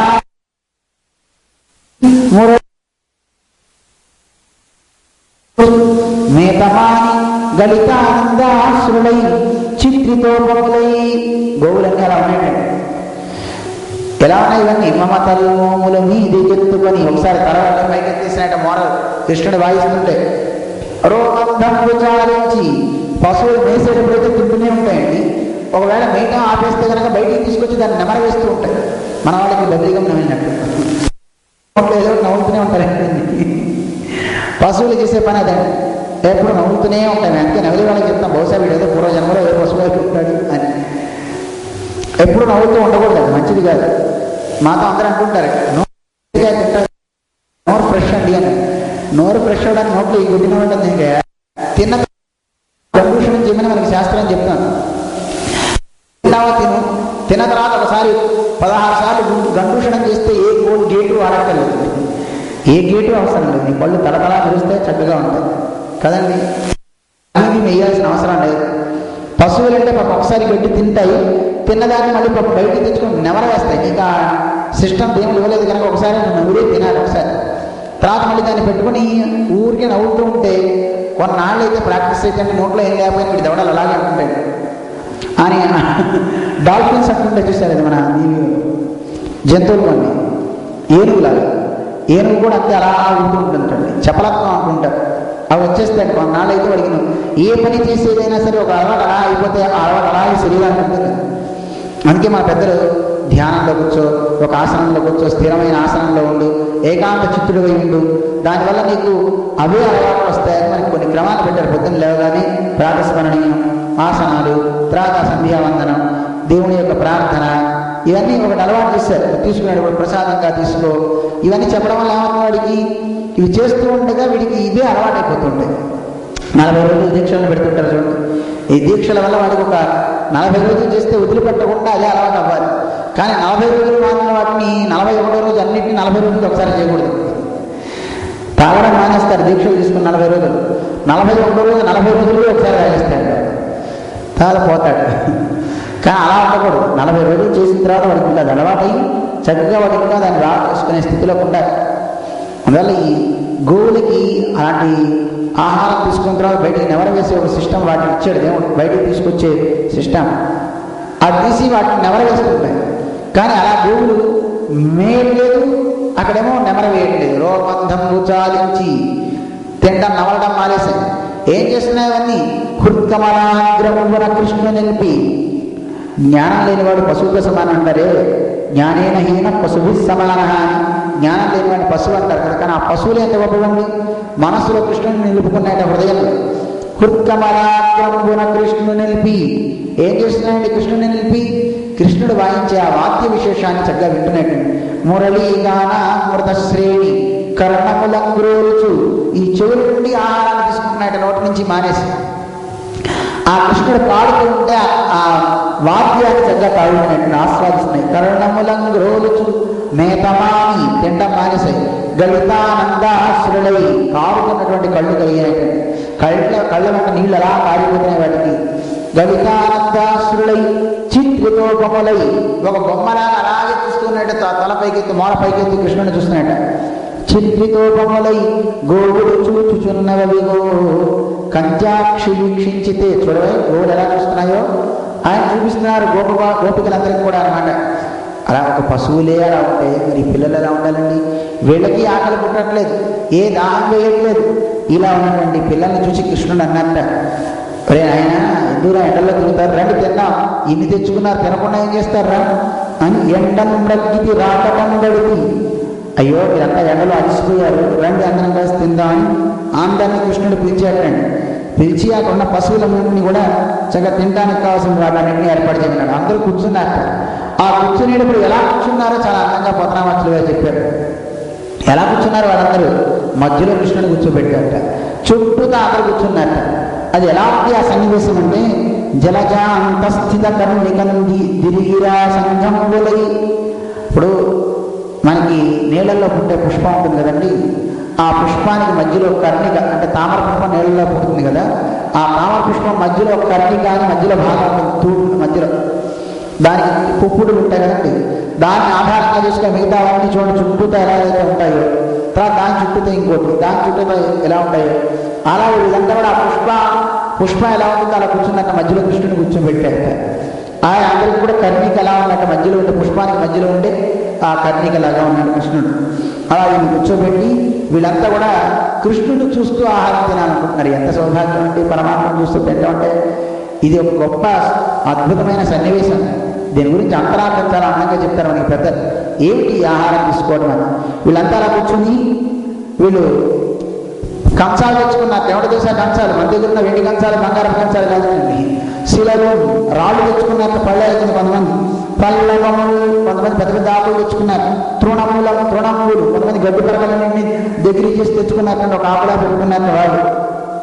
లతలు కొంతమంది లతలను తెచ్చుకున్నారు, తీగల్ని, వాటన్నిటిని వేసుకుని చక్కగా ఆహారం తీసుకోవడానికి వీలుగా వాటినే కంచాలుగా తీసుకున్నట్టు వాళ్ళంతా కూడా.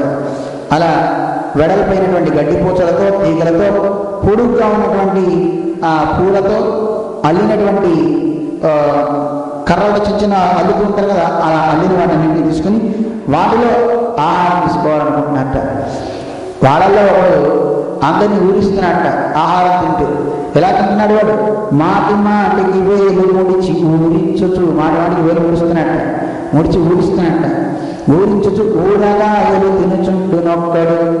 ఊరగాయ అంటే ఆవకాయ ఉంటుంది కదండి, ఆ ఊరగాయ తింటూ దాని మీద పెట్టి దాన్ని చక్కగా నాలుగుతో ఆస్వాదం చేస్తూ అబ్బా అబ్బా అని వేలు ముడుస్తున్నట్ట, తింటున్నట్ట. అలా అందరికీ చూపిస్తున్నట్ట వాడు. ఇంకోటి ఏం చేశాడట, ఇంకోటి పాపం బాగా ఆకలేస్తుంది, తెచ్చుకున్న తక్కువ అనుకుని రెండో వాడు ఏం చేశాడు, ఒకని కంచములో దొడసి చెయ్యన బ్రింగి, ఒకటి కంచంలో ఉన్న పదార్థం ఉంటే వాడు ఏదో అడ్డు పెట్టుకున్నాడు. వాడు అటు ఉండేసరికి వెంటనే తీసుకుని తక్కువ నోట్లో వేసుకున్నట్ట. ఒరే నా దగ్గర అప్పుడు తిన్నావు అంటే, నేను ఎక్కడ తిన్నా భలేవాడివే అన్నట్ట. లేదు ఇదిగో తిన్నావు అనగానే, చూడు లేదని నోరు చూపు. వాడు నోరు చూపించి చూడమని తిన్నానంటున్నావు, చూడు నా నోరు కావాలంటే అని నోరు చూపిస్తాట ఒకడు. ఇలా ఉంటే ఇంకోటినట్టు పాపం వాడి 6 తినే ఆకలిస్తుందట. ఎంత ఆకలి చెప్పడానికి వీలు కాదు. ఆ ఆకలి తట్టుకోలేకపోతున్నాడు. వీడు అమ్మబెట్టుకు వచ్చింది. అయితే వీడు ఒక పందెం పెట్టాడు. ఒరే ఒక పందెం వేసుకుందామా అన్నట్ట, తింటూ మరి ఆకలి వేసింది పెట్టమంటే ఎవరు పెడతాడండి? ఎవడు పెట్టడు కనుక వీడు పందెం చేశాట. ఏం పందెం రా, ఎవడైతే 6 భోజనం చేస్తారో వాడు గొప్పవాడు. 6 భోజనం ఎవరు చేస్తారన్నట్టు. అప్పటికే సగం తిని అందరూ కూడా మా వల్ల కాదన్నట్టుగా పూజలు మా మొహాలన్నీ పెట్టారు. కానీ అయితే సరే పందెం రా, తినకపోయావా వీటి మీద గుర్తులు గుర్తుతాను జాగ్రత్త అన్నట్టు అందరూ. అలా పెట్టండి అని వాళ్ళంతా కూడా ఇచ్చేటండి. ఏ రాగుడు చెల్లిమి బన్నిదమాడి కూక్కుని కుడుచున్నప్పుడు కుక్కుని తింటున్నట్టు వాడు ఎక్కడ పడతాడు అందరని 6 అన్న వాడు అప్పుడు తింటున్నట్టండి. ఇలా ఉండగా ఇంకోటి ఉన్నట్టండి, వాడి దగ్గర పాపం వాళ్ళ అమ్మ ఏం పెట్టలేదు, ఒక మజ్జిగనం తప్ప ఏం లేదు వాడికి. అందరినేమో జంతికలు జిలేబులు చక్కగా తింటుంటే వీడికి నోరు ఊడిపోయింది అన్నట్టు. ఒరే ఆట ఆడుకున్నావా అన్నట్టు. వాడు ఏం ఆట ఆడదాంటా అని అడిగారు. అందరి పదార్థాలన్నీ ఒక చోట చేర్చి అందరికీ పంచాలన్నమాట. అప్పుడు ఆట ఆడుతూ ఉంటారు కదా ఇలాగా. నీ దగ్గర ఉన్న పదార్థం వీడికి, వీడి దగ్గర ఇప్పుడు నీ దగ్గర ఇన్ని జంతికలు ఉన్నాయి, ఒక్కడమే ఎందుకు తింటాం, అందరికి కొంచెం కొంచెం పంచు. వీడి దగ్గర లడ్డూలు ఉన్నాయి, వీడు పంచుతాడు. లేని వాడికి శుభ్రంగా వస్తాయండి అన్నీ.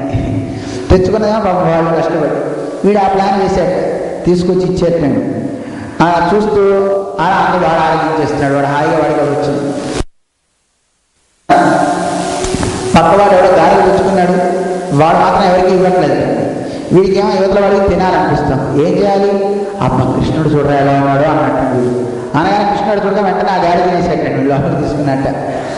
కృష్ణ చూడమనసు గురించి పలువురుల కృష్ణుడు చూడని మోసం చేశాడు. అక్కడ కృష్ణుడు అవతల ఏదో పనిలో ఉన్నాడు, ఆ కృష్ణుడు చూడమని చెప్పాడు. చూడరా ఎలా తిన్నాడు చూడని వీడు చెప్పగానే వాడు చూడగానే మేలి భక్ష్యరాశి మొసగునొకడు, ఆ భక్ష్యాల యొక్క గారెలన్నీ గబగబ తీసేసుకుని తినేవాడు ఒకడు. నవ్వునొకడు, ఓ గట్టిగా నవ్వుతూ ఉంటాడు. ఎందుకు నవ్వుతాడో అనేది వాడు ఒక నవ్వుతూనే ఉన్నట్టు ఒకడు. సకుడు నవ్వించునొక్కడు, మిగతా వాళ్ళందరినీ నవ్వించేస్తున్నాడు. ఒకడు ఏం జోకులు వేస్తున్నాడో తెలియదు. ముచ్చటాడునొకడు, ఓ ముచ్చట్లు చెప్తూ ఉంటాట వాడు. అసలు వాడు తిండి తింటల్లో ఏం చేయట్లే, అలా మాట్లాడేవాడు ఒకడు. మరియునొకడు, ఇలా ఒక్కొక్కడు ఇలా ఉన్నారు. ఇంకా కృష్ణుడి దగ్గరికి వచ్చాడు. కృష్ణుడు ఏం చేస్తున్నారు చెప్తున్నారు మన పోతనామాచుల వారు. కృష్ణ పరమాత్మ దగ్గరికి వెళ్ళాడు. ఎలా ఉన్నాడు కృష్ణుడు? వాళ్ళమ్మ చాలా అందంగా డ్రెస్ కట్టింది. ఎలా కట్టింది? కడుపున దిండుగా కట్టిన వలువలు. కృష్ణ పరమాత్మకి బట్టలు కట్టింది వాళ్ళమ్మ. బట్ట కట్టినప్పుడు ఒక పెద్ద వస్త్రాన్ని శాటిని మడిచి చుట్టూ తిప్పింది. కడుపు దగ్గర పెద్ద దిండు పెట్టినట్టుంది పొడుగు ఇంత పెద్దగా. అలాగా కడుపున దిండుగా కట్టిన వలువలు. ఆ వస్త్రంలో ఏం చేశాడు కృష్ణ పరమాత్మ? చేతిలో మరి పాపం ఒక కర్ర ఉంది, ఒక వేణు ఉంది, తర్వాత ఇంకొక కొమ్ము పూర ఉంది. ఇంక వీటన్నిటిని ఏం చేశాడంటే లాలిత వంశనాళంబు జునిపి, ఆయన దగ్గర ఉంటే వేణు ఉంటుంది కదా, దాన్ని ఒకసారి గొడ్లో ఇలా పెట్టుకున్నట్టు అడ్డంగా పెట్టుకున్నట్టు కృష్ణుడు. విమల శృంగమును నేత్రదండమును జానీక పాచంక నిరికి, అతని చంకలో ఈ కర్ర నేను అలాగే ఉండేటువంటి ఆ కొమ్ము పూర్ని ఎడమ పక్క చంకలో పెట్టుకున్నట్ట, చేతిలో పెట్టుకున్నట్ట, దాని దగ్గర కింద పడకుండా ఇక ప్రసాదించడం ఆరంభిస్తున్నాడు కృష్ణుడు. ఎలా ఆరంభిస్తున్నాడు ఆయన? మీగడ పెరుగుతో మేళవించిన చెల్లి. మీగడ పెరుగు రెండు కలిపి వేస్తే అందరి పాప నోళ్ళు ఊరిపోతున్నాయి, ఇంటికి వెళ్ళకుంటారు. కానీ ఆ మీగడ పెరుగు ఈ రెండుతో కలిపినటువంటి మేళవించిన చెల్లి ముద్ద, ఆ మీగడ పెరుగుతో కూడినటువంటి ఆ అన్నం ముద్దలుంటాయి. ఆ ముద్దలని నా బలి చేత మన ఎన్నిచి వాడిని చక్క చేతిలో పెట్టుకుని చలరేగి కొసరి తెచ్చిన ఊరగాయలు వేళ్ల సందులయండు వెలయనికి, వేల సందుల్లో వాటిని పెట్టుకున్నట్టండి. తింటాం మనకి నేర్పాలంటే కృష్ణుడని. తింటాం కూడా మనకి చేతగా లేకపోతే అన్ని మేమే తింటాం, తిండిపోతున్నాం అంటారు. తిండిపోతుల సంఘం వాళ్ళు కూడా తిండి ఎలా వల్ల మన కృష్ణుని చూసి నేర్చుకోవచ్చు. చేతిలో ఇలా పెట్టుకున్నట్ట ఈ వేల సందుల్లో ఆవకాయ మొక్కలు బద్దలు పెట్టినట్టు ఒక్కొక్క వేల మధ్య ఆవకాయ బద్దని ఈ పక్క తిప్పి కొరకడం, మళ్ళీ ఈ పెరుగన్నం నోట్లో వేయడం, మళ్ళీ ఇటు పెట్టడం, మళ్ళీ ఈ పక్కన కొరకడం. అలా తింటాం నేర్పి చాలా అందంగా గోరింటాకు పెడుతుంటారు చూస్తారు. అలాగా వేల సందుల్లో ఆవకాయ బద్దలు పెట్టుకున్నట్టండి. ఈ పెరుగన్నం తింటాం, దాన్ని కొరుక్కోవడం, అలా తింటున్నట్టండి. నిజానికి సాక్షాత్తు పరార్థాముడే ఆయన. వైకుంఠంలో క్షీర సముద్రమే అయింది. ఏది కావాలంటే అది పెట్టే తల్లులు ఉన్నారు, ఎంతమంది ఉన్నారు. అలాంటి ఇంతమంది ఉన్నప్పుడు వాళ్ళ మంచాల్లో ఉన్నది రాకపోవడం, వాళ్ళ దగ్గర ఉన్నది తింటాం, ఇవన్నీ ఒక ప్రేమ కోసం చేయడమే తప్ప ఆయన బాగా అభిమానం ప్రేమ కలిగింది. అందుకే అది ఎంగి అని కూడా అనుకోవడం తీసేసుకుంటున్నాడు, తింటున్నాడు, అలా ఆనందించేస్తున్నాడు.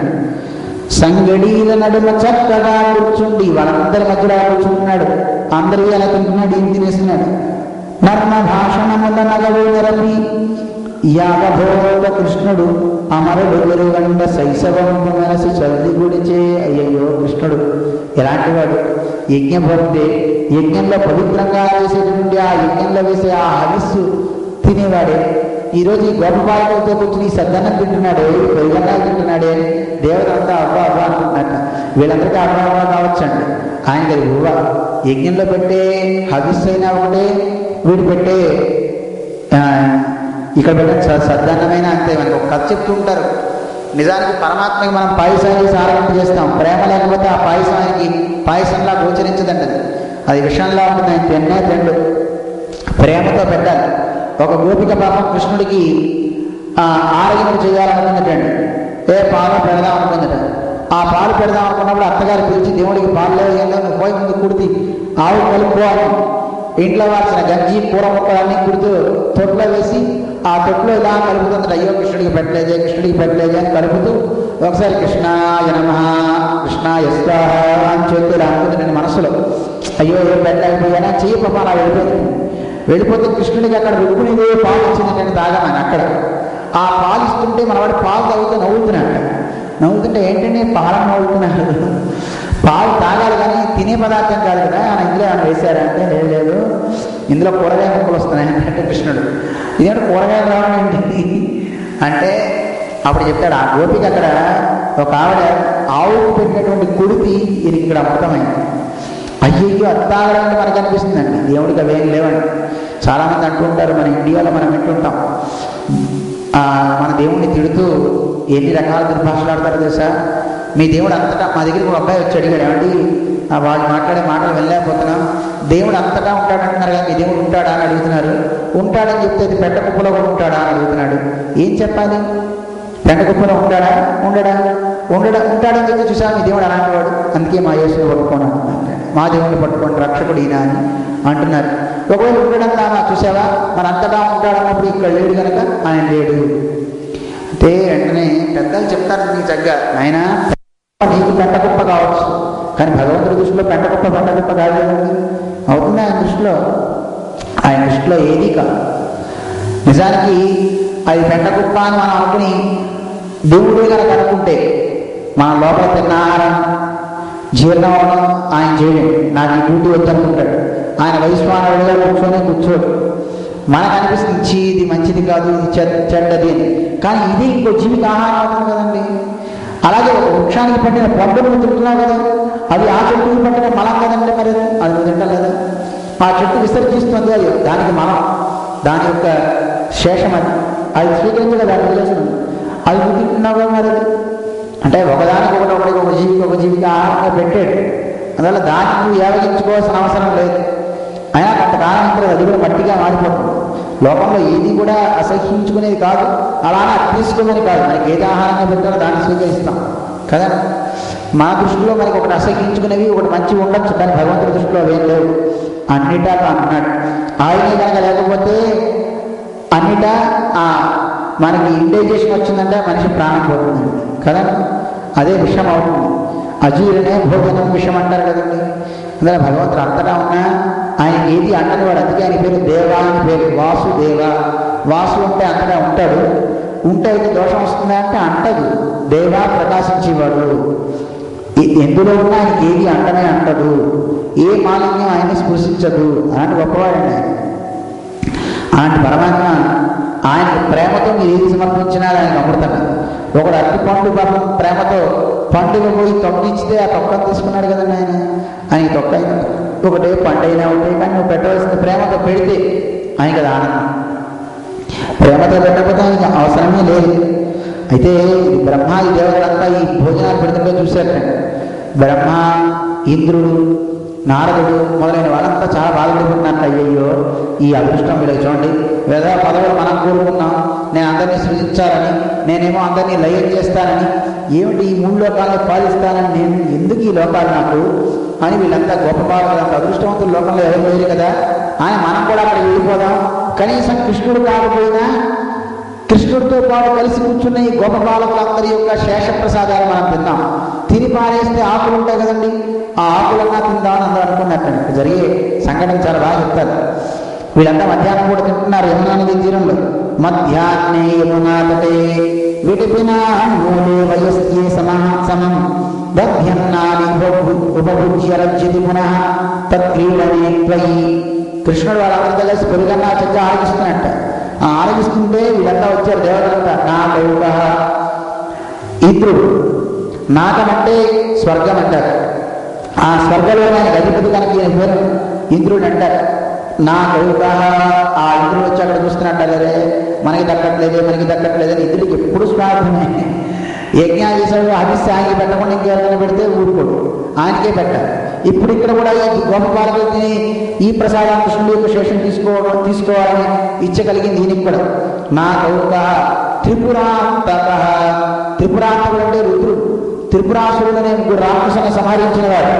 అలాంటి ఆ త్రిపురాంతకుడు కూడా అనిపిస్తున్నాడు, అయ్యో నాకు ఈ ఆహారం దొరకట్లేదే అని ఆయన బాధపడుతున్నాడు. కమల భూభు, కమలం నుంచి పుట్టినవాడు బ్రహ్మదేవుడు, చతుర్ముఖ బ్రహ్మ, ఆయన అనుకున్నట్టు అయ్యో నాకు లభించట్లేదే అని ఆయన బాధపడుతున్నాడు. అన్యే చనాకారయ, అలా మిగతా నాకలంటే స్వర్గం అని చెప్పాం కదండి, ఆ స్వర్గంలో ఉండే చిన్న చిన్న దేవతల మీద దేవతలంతా కూడా ఎదురు చూస్తున్నట్టు ఏం చేద్దాం అనుకున్నారండి. మరి బ్రహ్మగారికి ఆలోచన, 4 తలకాయలు ఉన్నవాడు కదండి, ఆయన అడిగారు, ఏమండి సార్ ఏం చేద్దాం, నాకు అదే తగ్గట్లేదన్న 5 తలకాయలు కలిగిన వాడు రుద్రుడు ఆయన చూశారట.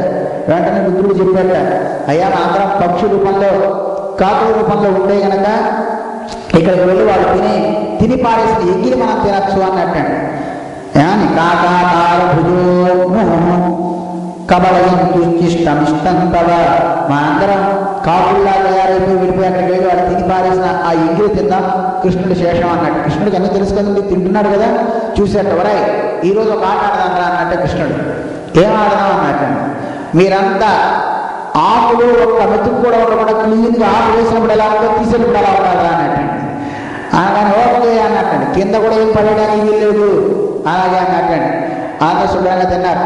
అయ్యయ్యో మాకు 50 తప్ప ఏం దొరకలేదు ఏం వాళ్ళు అనుకున్నట్ట దేవతలంతా.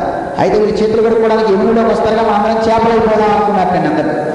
వెంటనే కృష్ణుడు అన్నట్టు, ఒరే ఈరోజు ఇంకో ఆట ఆడదాం రా అన్నట్టు. ఏం చేద్దాం, చేతులు ఎవరో కడుక్కోవద్దు. అయితే కృష్ణ ఏం చేయమంటావు, చక్క నాకేండో అన్నట్టండి. అలాగే కృష్ణ ఈ ఆటలో బాగుందని అందరూ కూడా నాలుగు శుభ్రంగా ఆశీర్వదించేశారు. దేవతలకు అంటలేదు, అందుకే దేవుడు ప్రసాదం తిని చేయగలగలదంటారు. ఎందుకని, తిన్నాక నువ్వు చేయగలిగారా ఆ ఫలాన్ని మళ్ళీ తీసుకుపోయేవాళ్ళు 3 మంది ఉంటారు. అందుకే మన పెద్దలు చాలామంది ప్రసాదం తిన్నాక చేతికి ఇలా రాసేసుకుని ఒంటికి రాసేసుకుంటారు, లేదా జుట్టుకు రాసేసుకుంటారు. దేవుడి ప్రసాదం అనే భావన ఉంటుంది కనుక మన వాడు తీర్థం తీసుకుంటేనే వెళ్ళి చేయగలుగుతారు. చిన్న తీర్థానికి చీకటి కోసం అవసరం లేదు, వెంటనే బట్టలు అద్దుకోవచ్చు, కళ్ళకు అద్దుకోవచ్చు, బొజ్జుకు అద్దుకోవచ్చు కదా, వెళ్ళి చేయగలిగేస్తారు. దేవతలు చాలామంది, అసురులు చాలామంది దేవుడి తీర్థం కోసం అలా వెయిట్ చేస్తుంటారు. అయితే వాళ్ళకి ఇచ్చేద్దామండి అని విశాల హృదయం మీకుంటే ఉండదు, కానీ కృష్ణుడు చెప్పాడు అలా ఇవ్వద్దండి. అందుకని వీళ్ళంతా వాళ్ళు అలా చేస్తారు. అంటే బ్రహ్మాది దేవతలు కూడా వచ్చి ఆస్వాదించాలని కోరిక కలిగిన వారండి. పరమాత్మ యొక్క శేషాన్ని ఆస్వాదించండి. శ్రీకృష్ణ కర్ణామృతం అనే దాంట్లో లీలాసుకులు చెప్తారు, ఇవాళ చాలా అందంగా చెప్తారు. దేవతలంతా కూడా ఆ భక్తుల యొక్క శేషం తీసుకోవాలని. ఇది వేరే కదా, మన భట్టర్ వారు కూడా చాలా అందంగా చెప్తారు.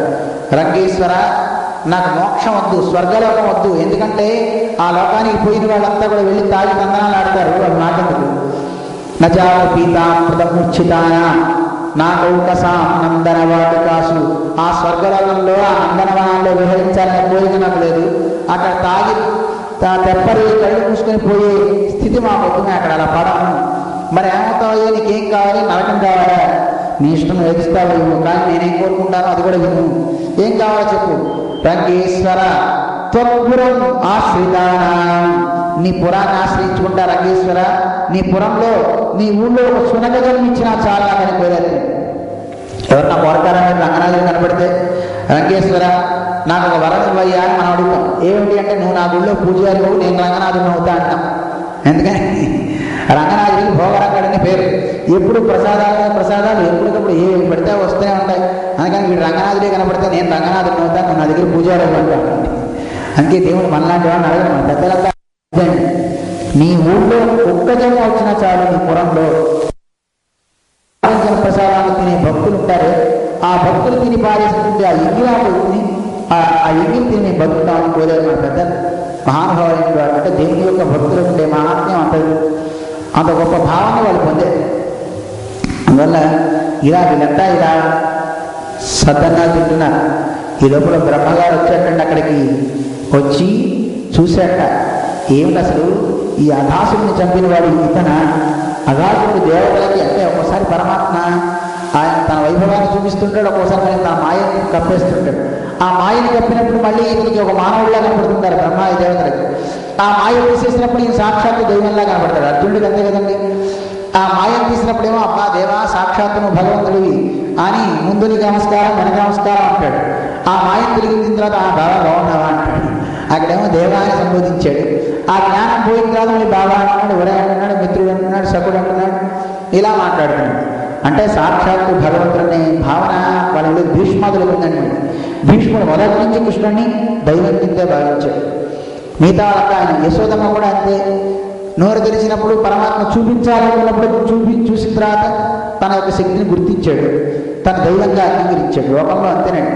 భగవంతుని యొక్క మహిమ మనకి తెలియనివ్వదు. ఈ ప్రకృతి యొక్క మాయ ఒకసారి కప్పేసి వీడు మనలాంటి మానవుడే, వీడు ఇలాంటి వాడు అలాంటి వాడనే ఒక బుద్ధి మన ఆవరించేస్తుంది. కారణం ప్రకృతి యొక్క మాయ మన కప్పేస్తుంది. ఆ మాయ కప్పి దైవాన్ని కూడా గుర్తించలేని స్థితి మనస్సులో ఏర్పడిపోతుంది అన్నమాట. అందువల్ల ఇక్కడ మనకి చెప్తా ఈ బ్రహ్మగారికి కూడా మాయ కప్పేసింది, విష్ణు మాయ. ఆ మాయ కప్పి చూచి వీడ అగాసుని చంపినవాడ, ఇంత చిన్న పిల్లవాడు, 5 ఏళ్ల పిల్లవాడు, వీడి సంగతి చెప్తా అనుకున్నట్ట బ్రహ్మదేవుడు. అనుకోగానే అవతల పక్క పిల్లలంతా భోజనం చేస్తే కృష్ణ కృష్ణ మన గోవులు కనపడలేదు, వెళ్ళిపోయినాయో అని అందరూ అన్నాను. అయ్యో ఎప్పుడు వెళ్ళిపోయినాయో నేను చూస్తాలే, మీరు కూర్చోండి. పాపం కృష్ణుడు అన్నాడు, వినుడో బాలకుడారా, ఓ పిల్లలారా వినండి, పాపం మన గోవులు ఎటు వెళ్ళినాయో. మహాదూరం జనీం కోమల ఘాసఖాదన రథోత్సాహంతో, వాటి పాపం గ్రాసం తినాలి అనే ఉత్సాహంతో పాపం దూరం దూరం దూరం ఎక్కడికో అడుగులో వెళ్ళిపోయినాయి. పాపం వీటికి పాపం వెనకాల మనం కూడా లేని క్రూర జంతువులచి ఏమైనా ఆపదలు వచ్చాయేమో, నేను చూసి వస్తా అని కృష్ణుడు వెళ్ళాడు. నేను తీసుకొస్తాను శుభ్రంగా భోజనం చేయడానికి కృష్ణుడు చెప్పి వెళ్ళిపోయాడు. వెళ్ళిన తర్వాత ఎంత దూరం వెళ్ళాడు, అక్కడ గోవులన్నీ అడవులన్నీ చూశాడు. ఆ వెళ్ళిన అడవులన్నీ చూసిన తర్వాత కొంచెం దూరం వెళ్ళాక అక్కడ గోవులు కనపడలేదు, మాయమైపోయింది. ఊహించాడు కృష్ణుడు, తెలిసిపోయింది కృష్ణుడికి. వాడి సరే పిల్లలకి చెప్పొద్దామని పిల్లల దగ్గరికి వచ్చాడు. ఆ పిల్లలు కనపడ్డారు. ఏమయ్యారు? బ్రహ్మగారు అందరినీ మాయం చేసేటువంటి బ్రహ్మ తన గుహలో పెట్టేస్తున్నట్ట బ్రహ్మదేవుడు. పెట్టేసి ఎవ్వరికీ కనపడకుండా చేశాట బ్రహ్మ. కృష్ణుడు చూచాడు, ఓహో ఇదంతా బ్రహ్మ నువ్వు చేసే పని అది, సరే ఓకే అలాగే అనుకున్నాడు పరమాత్మ. అనుకొని నేను ఇప్పుడు ఇంటికి వెళ్ళాను అనుకోండి, గోపపాలకులంతా అడుగుతారు, వాళ్ళ పిల్లల పెద్దవాళ్ళంతా, ఏది మా పిల్లలు కృష్ణ ఏం చేసావు నువ్వు అని నన్ను అడుగుతారు. మా గోవులు ఏవి, మా దూడలన్నీ ఏవి అని అడుగుతారు. ఏం చేయాలి అని వెంటనే కృష్ణ పరమాత్మ మనస్సులో భావించుకుని ఆయన అన్ని రూపాలు తెలియజేసేటండి. ఏ బాలకుడు ఎంత ఉంటాడో వాడి సైజ్ ఎంతో వాడి ఆఖరికి కృష్ణ పరమాత్మ ఎలా చేశాడంటే, ఒక్కొక్కడికి కొన్ని హ్యాబిట్స్ ఉంటాయి కానీ, ఒకటి మాట్లాడితే నోట్లో వేలు పెట్టుకునే అలవాటు ఉంటుంది, ఒకరికి ఎప్పుడు బుర్ర కొట్టుకునే అలవాటు ఉంటుంది. కరెక్ట్గా వాడు ఏం చేస్తాడో అవన్నీ చేస్తాడు. అన్ని రూపాయలు దూడలన్నీ తానే అయిపోయాడు. చిన్న చిన్న దూడల్ని వెలిగించి పంపించారు కదా, అన్ని దూడలుగా ఆ దూడలకు ఎక్కడెక్కడ ఏ మనిషి ఉంటుంది, ఏ రంగు ఉంది అన్నీ ఆయన సామాన్యుడు వెళ్ళే పరమాత్మ సర్వజ్ఞ సర్వవిద్దని మనకి వేదం చెప్తుంది పరమాత్మ గురించి. లోకంలో ఏమి తెలియకపోయినా మనం సర్వజ్ఞుల్లా ఉంటాం, కానీ అన్నీ తెలిసినవాడు ఆయన పరమాత్మ కనుక సర్వజ్ఞ సర్వవిత్తని అని పరమాత్మ గురించి చెప్తుంది. ఏమంటే సర్వజ్ఞత్వం అంటే అన్నీ తెలుసుకోవడానికి పేరు సర్వజ్ఞత్వం అంటారు. ఏమన్నీ తెలుసుకోవడం, మనకు కొన్ని తెలుస్తాయి కొన్ని తెలియవు. ఏం తెలుస్తాయి మనకి? ఇక్కడ ఎంతమంది ఉన్నారు, ఏం చేస్తున్నారు, ఒక సెకండ్లో మీరు ఏం ఆలోచిస్తున్నారో మీరు తెలుసుకోవచ్చు. కానీ సర్వవిత్ అంటే ఏమైనా సర్వవిత్ అంటే అయితే మనం ఇంతవరకు తెలుసుకోగలం. ప్రపంచంలో అండాలు బ్రహ్మాండాలు ఇన్నింటిలో ఎవరెవరు ఏం చేస్తున్నారో ఎలా ఉన్నారో తెలుసుకోవడానికి మీరు సర్వజ్ఞత్వం అంటారు. అది అందరికీ తెలియదు. ఇక సర్వవిత్ అంటే అందరూ ఏకక్షణంలో ఒక కాలంలో ఒక పిపిలక ఏమనుకుంటుంది, చిన్న చీమ ఏమనుకుంటుంది, దోమ ఏమనుకుంటుంది, ఏరుగు ఏమనుకుంటుంది, మనిషి ఏమనుకుంటున్నాడు, ఒక క్షణంలో తెలుసుకోవాలి. తెలుసుకోగలమా మనం? భరతనం కాదు, బ్రహ్మాది దేవతరం కూడా కాదు. ఇది సర్వవిత్ అంటారు. పరమాత్మగా జ్ఞానం ఉంది, ఆయన అన్నీ తెలుసును. సర్వం జానాతీతి సర్వజ్ఞ, సర్వం తెలిసిన వాడు ఆయన. ఇప్పుడు ప్రతివాణి అప్పుడు అట అయ్యా స్వామివారు మీరు సర్వజ్ఞులండి, మీకు తెలియదు ఏమిటి అంటే మనకేం తెలియదండి ఓకే అంటుంటారు. సర్వజ్ఞులండి అని చేయి తీసుకొచ్చి చూపిస్తుంటారు. ఆయన మాకు చేతులు తెలియదు, మహాపురికి వదిలి మాకు తెలిసిందల్లా వాడేవాడు దాన్ని ఒకటి వాడుతుంది. నిన్ను వాడిని చూపిస్తాను కావాలంటే తప్ప నీ చేతులు మేము చూసి మాకు ప్రయోజనం ఉంది, అసలు మీ చేతులు మేము చూడడం కదండి. ఏదైనా తప్పించగలిగితే చూపించవచ్చు. ఆయన తప్పించేది మనందరూ తప్పించగలిగేవాడు వాడు కదా. వాడి శక్తి ముందు మన శక్తి అంత కనుక అలాంటి ఆ పరమాత్మ దగ్గర బ్రహ్మదేవుడు ఆయన పుట్టిస్తే వచ్చినవాడు కదండి. అలాంటి ఆయనే పరమాత్మకి విగ్రహిస్తారా? పిల్లొచ్చి తల్లిని ఎక్కిరిచింది అన్నట్టుగా గుడ్డు వచ్చిన అంతరా సామెత.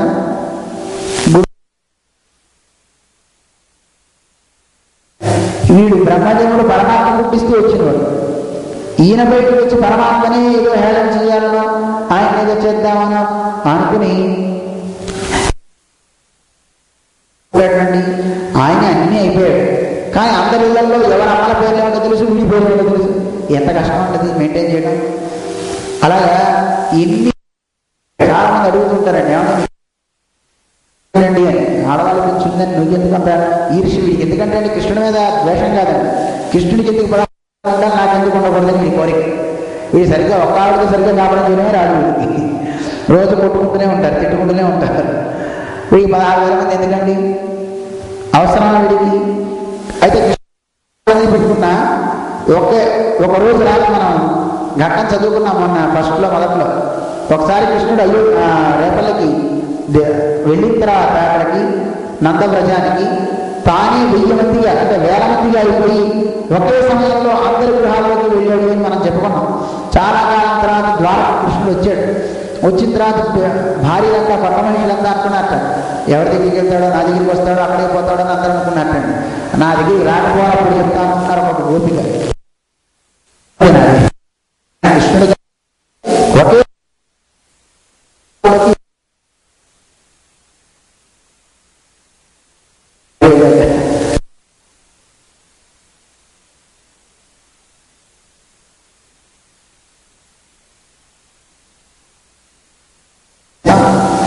అలాగే బ్రహ్మదేవుడు కూడా పరమాత్మనిగా ఏడిపించాలనుకున్నప్పుడు కృష్ణ పరమాత్మ అన్నీ తానైపోయాడు. అన్నీ తానైపోయి తాను పరమాత్మ గొప్ప పాలకుల్లా తానైపోయి పిల్లలంతా ఇంటికి వచ్చేటప్పుడు ఎలా అయితే ఆ వేణునాదాలు వాయిస్తూ వస్తారో అలా ఈయన కూడా అన్ని వేణునాదాలు వాయిస్తూ ఒక్కొక్కరికి పిల్లవాడిగా ఉన్నాడు, వేడుకుంటూ వెళ్ళాడు. తల్లులకి రోజు చూస్తే పిల్లలు చూస్తే అసహ్యం ఉండేది. శాంతి అనేవారు. వాడు దుమ్మంతా వేసుకుంటే. కానీ ఇప్పుడు కృష్ణుడే కదా నా రూపంగా ఉన్నాడు. తల్లులకి ఎక్కడ లేని ప్రేమ వచ్చేసింది. 5 పిల్లవాళ్ళు 5 పిల్లలు వాళ్ళని చూస్తే ప్రేమ ఎక్కడ ప్రేమ బాగా విడిగిపోయింది. కృష్ణుని చూడగానే పిల్లలందరినీ చూడగానే ఒక్కొక్క తల్లికి చూచి వాళ్ళందరికీ కూడా గోపునవి వీణులను ప్రియంబులై కళ్ళకి వాళ్ళకి ఒకసారి చూడగానే ఆనందం పుట్టిందంటే కళ్ళ నుంచి అసూలు కానిపోయింది. పిల్లలు చూడగానే ముడిపోయిందండి. లేని తల్లి మూర్ఖుని అంటే శిరస్సుని వాసన చూస్తారు, మాడు వాసన చూస్తారు. పిల్లలకి తల్లి ముద్దు పెట్టుకోవడం, వాడిని దగ్గరికి తీసి ఆలింగనం తీసుకుంటూ ఆ మాడుని వాసన చూస్తారు. ఎందుకంటే ఆయుష్ పెరుగుతుందండి అలా చేస్తే. అందుకని తల్లులు పూర్వం అలా చేసేవారు. అలా అంతా కూడా మూడుకొని తల్లులు కౌగలించు జడిగొన చేకూర్చి ఆ తల్లులకి పాలు ఇవ్వాలనిపించింది. వాడు పాలు మానే సంబంధించేవాడు. అలాంటి తల్లులకి పాలు ఇవ్వాలనే ఒక భావన కలిగేసింది. అలా అందరికీ పాలు ఇచ్చేట ఆ తల్లులు. ఎక్కడ చూసినా అందరి హృదయాల్లో ఆనందం, ప్రతి ఇంట ఆనందం. ఈ దూడలన్నీ అందరిలోకి వచ్చాయి కదండి. దూడలను చూడగానే ఆవులకు ఆనందం, ఎంత ఆనందం కలిగిందో ఆవులు చెప్పడానికి వెళ్ళేది. ఇదివరకు దూడలను చూసిన తర్వాత ఆవులు మామూలుగా ఉండేవి. బట్ ఆవులు దూడలను చూడగానే, ఎందుకంటే దూడల రూపంలో ఉంది కృష్ణుడే కదండి. అన్ని రూపాల్లో కృష్ణుడు అయిపోయాడు కదా. ఇలా అన్నిటికీ కూడా ఒకే రకమైనటువంటి ఆనందం. చక్కగా పిల్లలందరికీ స్నానాలు చేయించారు. తల్లులంతా అన్ని ఆభరణాలు అలంకరించేశారు.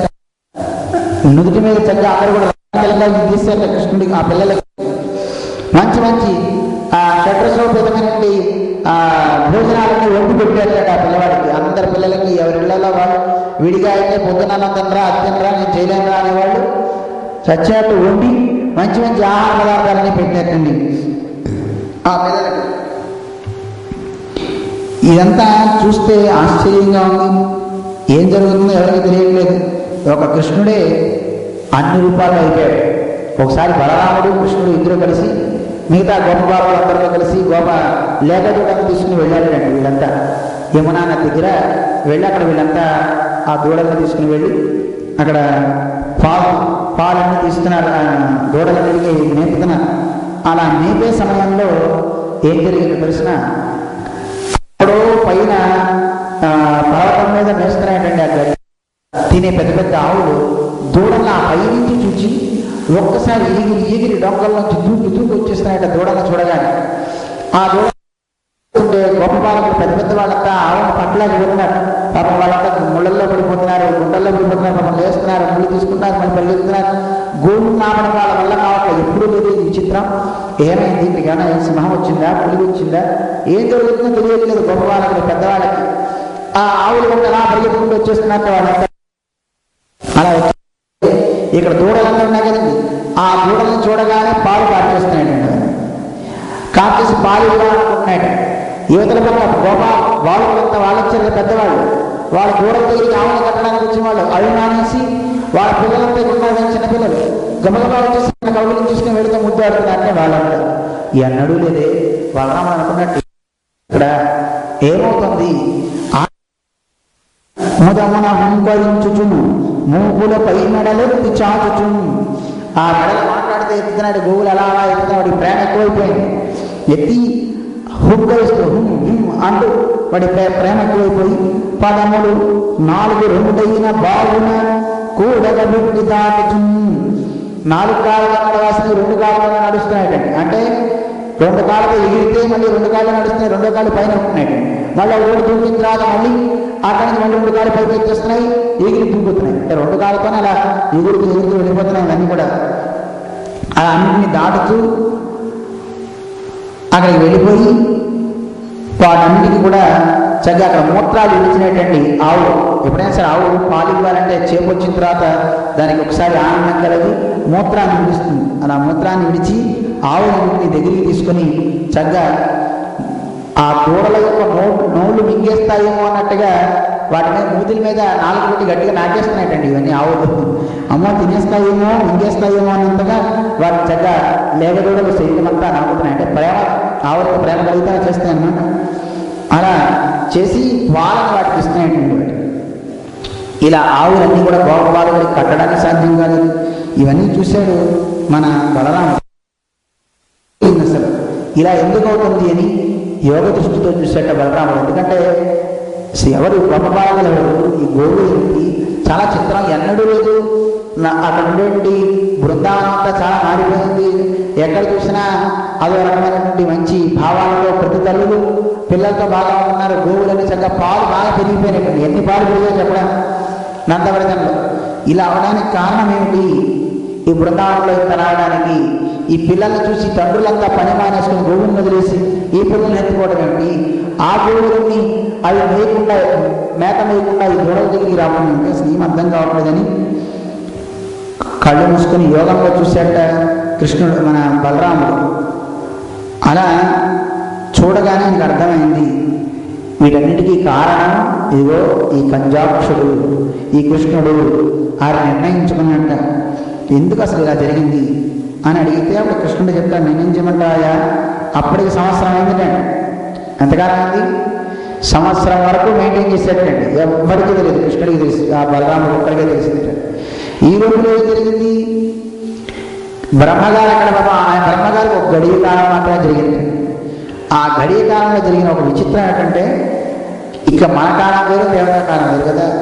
ఈ గడియ కాలంలో శ్రీకృష్ణ పరమాత్మ బ్రహ్మలోకానికి వెళ్ళిపోయాడు. వెళ్ళి బ్రహ్మగారి పిల్లలు దగ్గర పెట్టేసి ఉచ్చేలోపల కృష్ణుడు అక్కడ కూర్చున్నట్ట బ్రహ్మగారిగా, చతుర్ముఖ బ్రహ్మగారిగా కూర్చుని వాళ్ళతో చెప్పాడు, అబ్బాయి లోకంలో బాగాలేదురా, మన లోకం కూడా పాడైపోతుంది, డూప్లికేట్ వాళ్ళు ఎక్కువ మంది అయిపోయారు, అంటే నాలాగా వేషం వేసుకుని వచ్చేవాళ్ళు ఉన్నారు, జాగ్రత్త అన్నట్టు అని నేను లోపలికి వెళ్తాను, ఎవరైనా టెస్ట్ చేసి మాత్రం పంపించండి అన్నట్టు. ఎలా టెస్ట్ చేయాలంటే మరి మీరు 4 మీరు వచ్చినప్పుడు లోపలికి పంపాలన్నప్పుడు చాలా డేంజర్ కదా అంటే, ఏం లేదురా వచ్చినప్పుడు ఒకసారి 4 పంపించండి, అప్పుడు సరైన బ్రహ్మవుడో నిజమైన బ్రహ్మవుడో, నిజంగా బ్రహ్మ అయితే కానీ మీ అందరినీ అభివృద్ధి మరి ఇక్కడ వచ్చి కూర్చుంటాను. నేనైతే ఎవరన్నా అయితే కనుక అమ్మో కొట్టని పారిపోతారు, వాళ్ళు నకిలీ దొంగ నకిలీ బ్రహ్మ అన్నట్టు అని కృష్ణుడు వెళ్ళిపోయాడు అక్కడి నుంచి బ్రహ్మగారి రూపం నుంచి.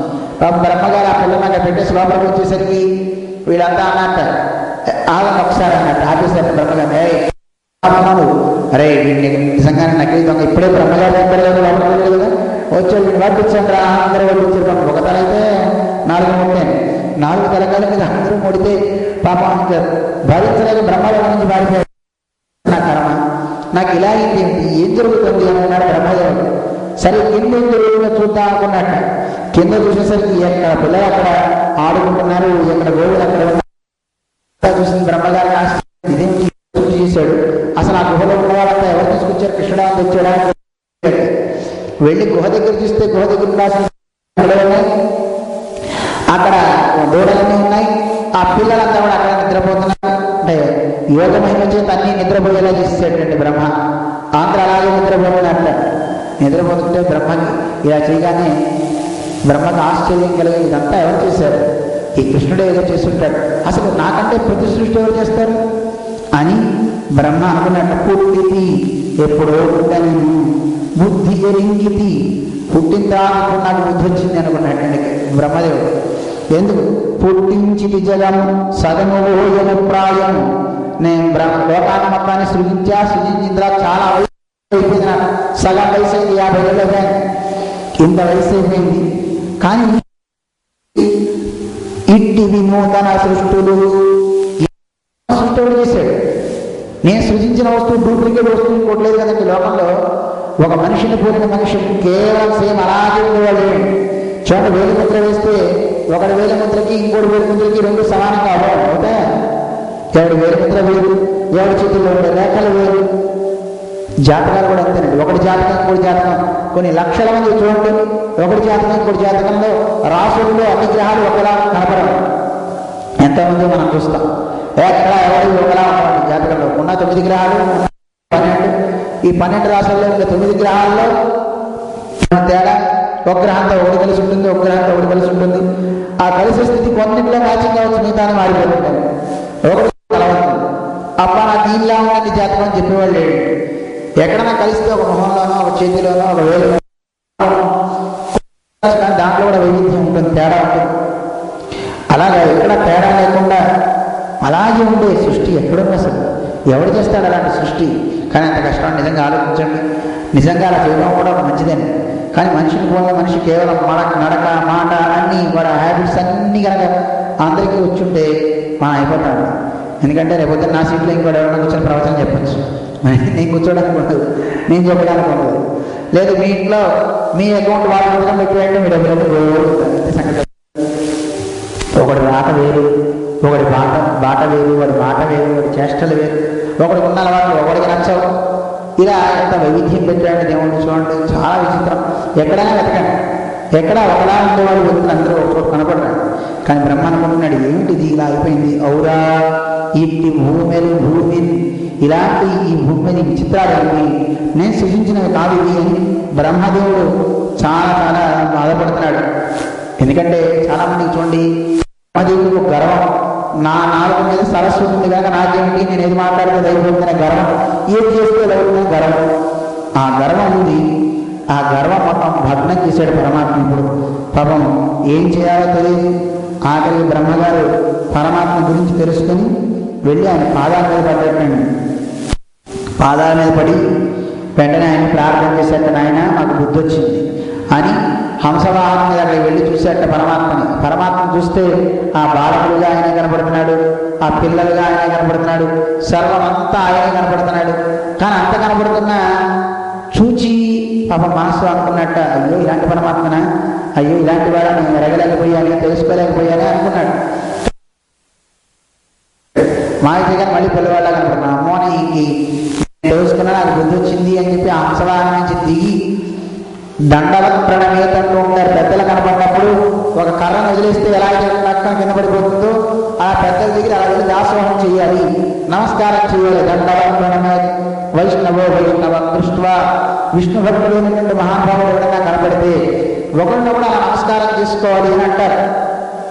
అలా బ్రహ్మదేవుడు సాక్షాత్తు విష్ణువుని చూచి తన తండ్రి కదండి అలా కింద పడిపోయాక నమస్కారం చేశాడు. తన 4 తలకాయలతో పరమాత్మకి పాదాభివందనం చేశాక, అదే శిరస్సుతో అభివందనం చేశాడు. మాకు కూడా అందరి మాటలు విని ఈ మాట వచ్చేసింది. అందరూ అనుకుంటారు జీవస్వామి వారికి మా పాదాభివందనాలు. అర్థం తెలిసినందుకు జీవస్వామి వారికి మా పాదాలతో వందనం, మా పాదాభివందనం అంటే ఏంటి అర్థం? నా పాదాలను వందనం చేస్తున్నా అర్థం, చేతులతో కాదు. అది గౌరవం కాదు కదా.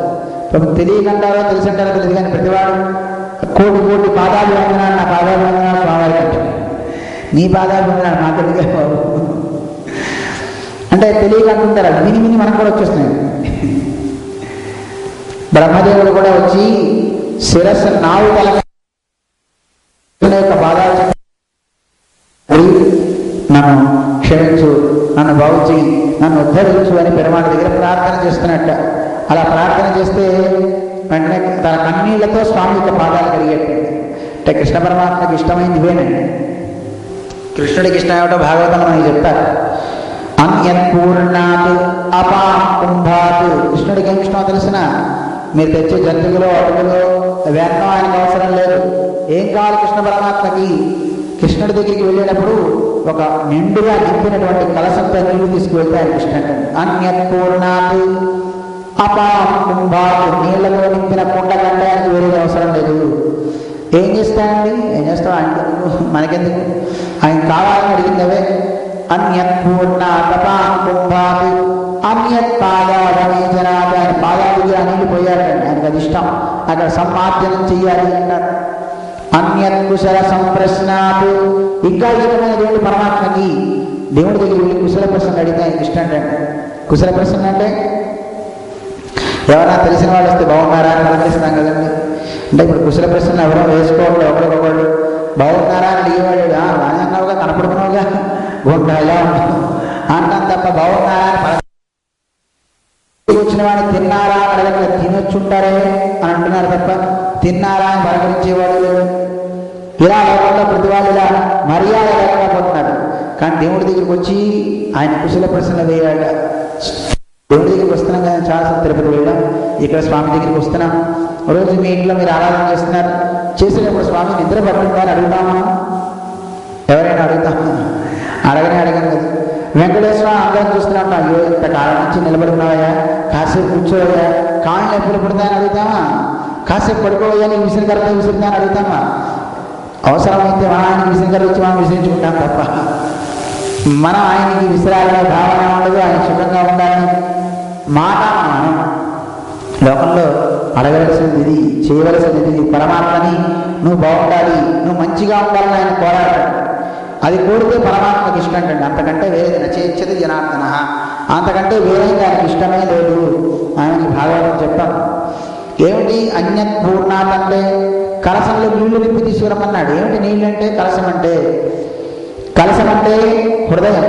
ఆ హృదయంలో నీళ్ళు అంటే ప్రేమ. ప్రేమ అనే తీర్థంతో నీ హృదయాన్ని నింపు. ఆ ప్రేమ నింపిన హృదయంతో నా దిగురా.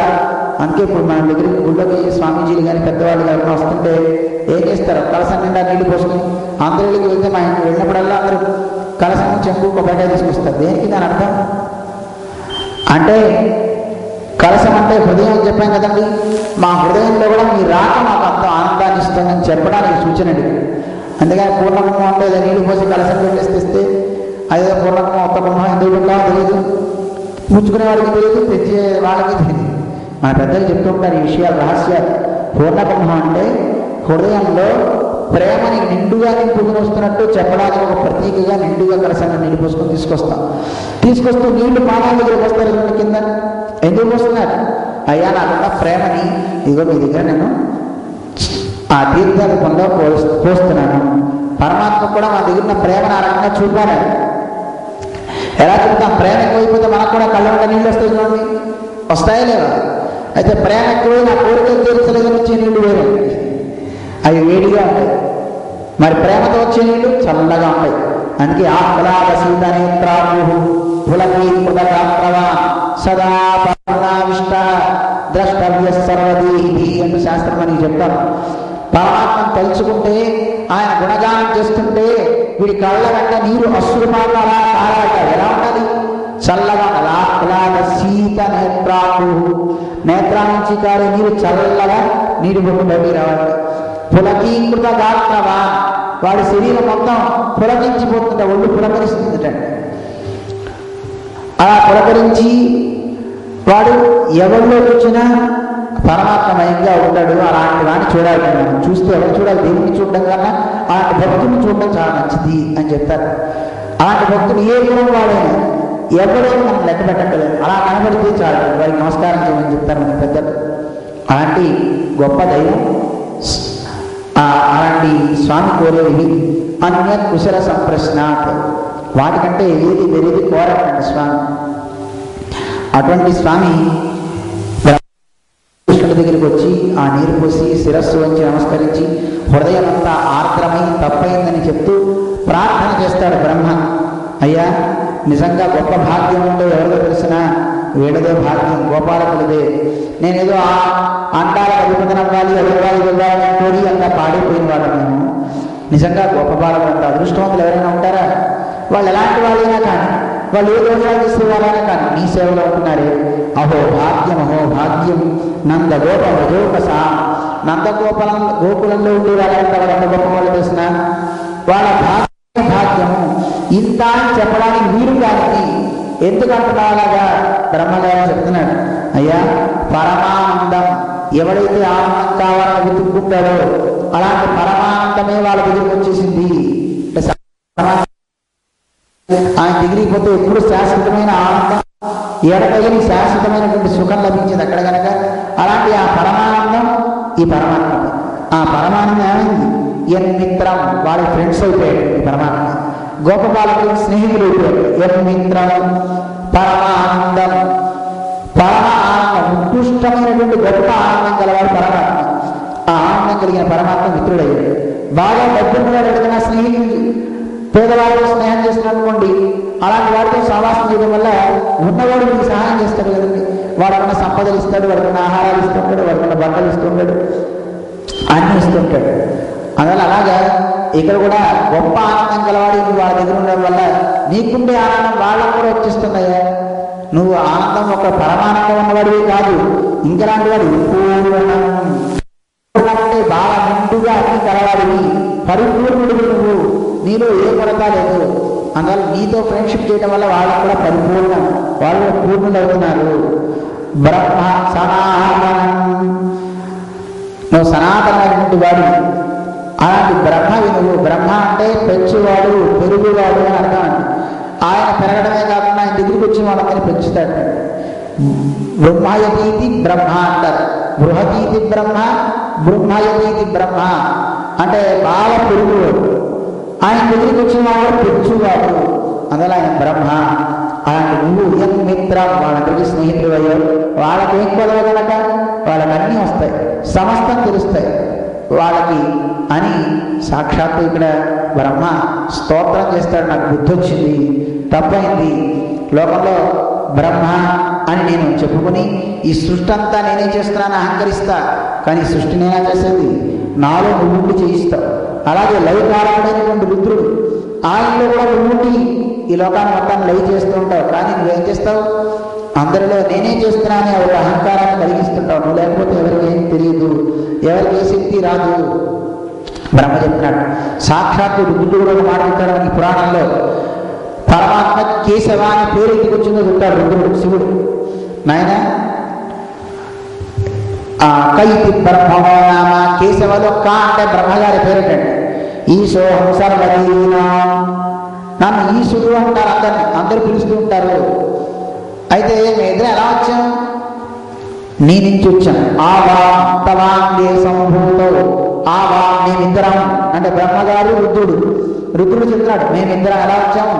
తవాంగే సంభూతో, నీ అంగం నుంచి నీ శరీరం నుంచి పుట్టిన వాళ్ళము. అందువల్ల తస్మాత్ కేశవనామవా, హే భగవాన్ నీ కేశవాని పేరు ఇంటికి వచ్చింది అంటాడు రుద్రుడు. అంటే కా అంటే బ్రహ్మగారు, ఈశా అంటే రుద్రుడు. వీళ్ళిద్దరు పరమాత్మ నుంచి వచ్చారు కనుక కా ప్లస్ ఈశా కలిపితే కేశవ అయిపోయింది. నీ శరీరం నుంచి మేము వచ్చాం కనుక నీ పేరు కేశవ అని పేరు వచ్చింది అని రుద్రుడు చెప్తాడు.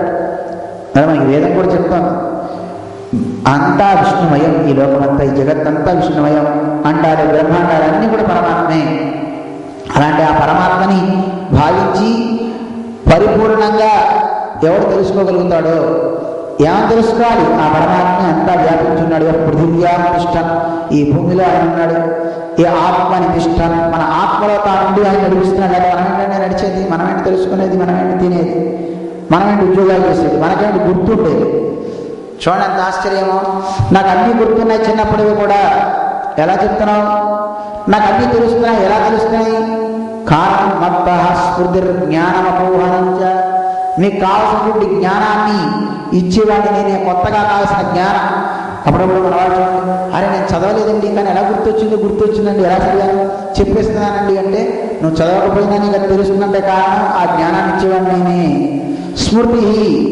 స్మృతి అంటే పూర్వం జరిగిన దాన్ని గుర్తు తెచ్చుకుని చెప్పడం స్మృతి అంటారు. గుర్తు.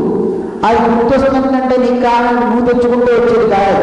ఒక్కోసారి మా ఎంత తమ్మి కూడా గుర్తు తెచ్చుకుంటారు. అరే ఆ శ్లోకం మర్చిపోయానే, అది మర్చిపోయాను, వాడి పేరేంటి అని అనుకుంటాం. కారణం నీకు ఆ శక్తి రాకపోవడానికి కారణం కూడా దైవమే.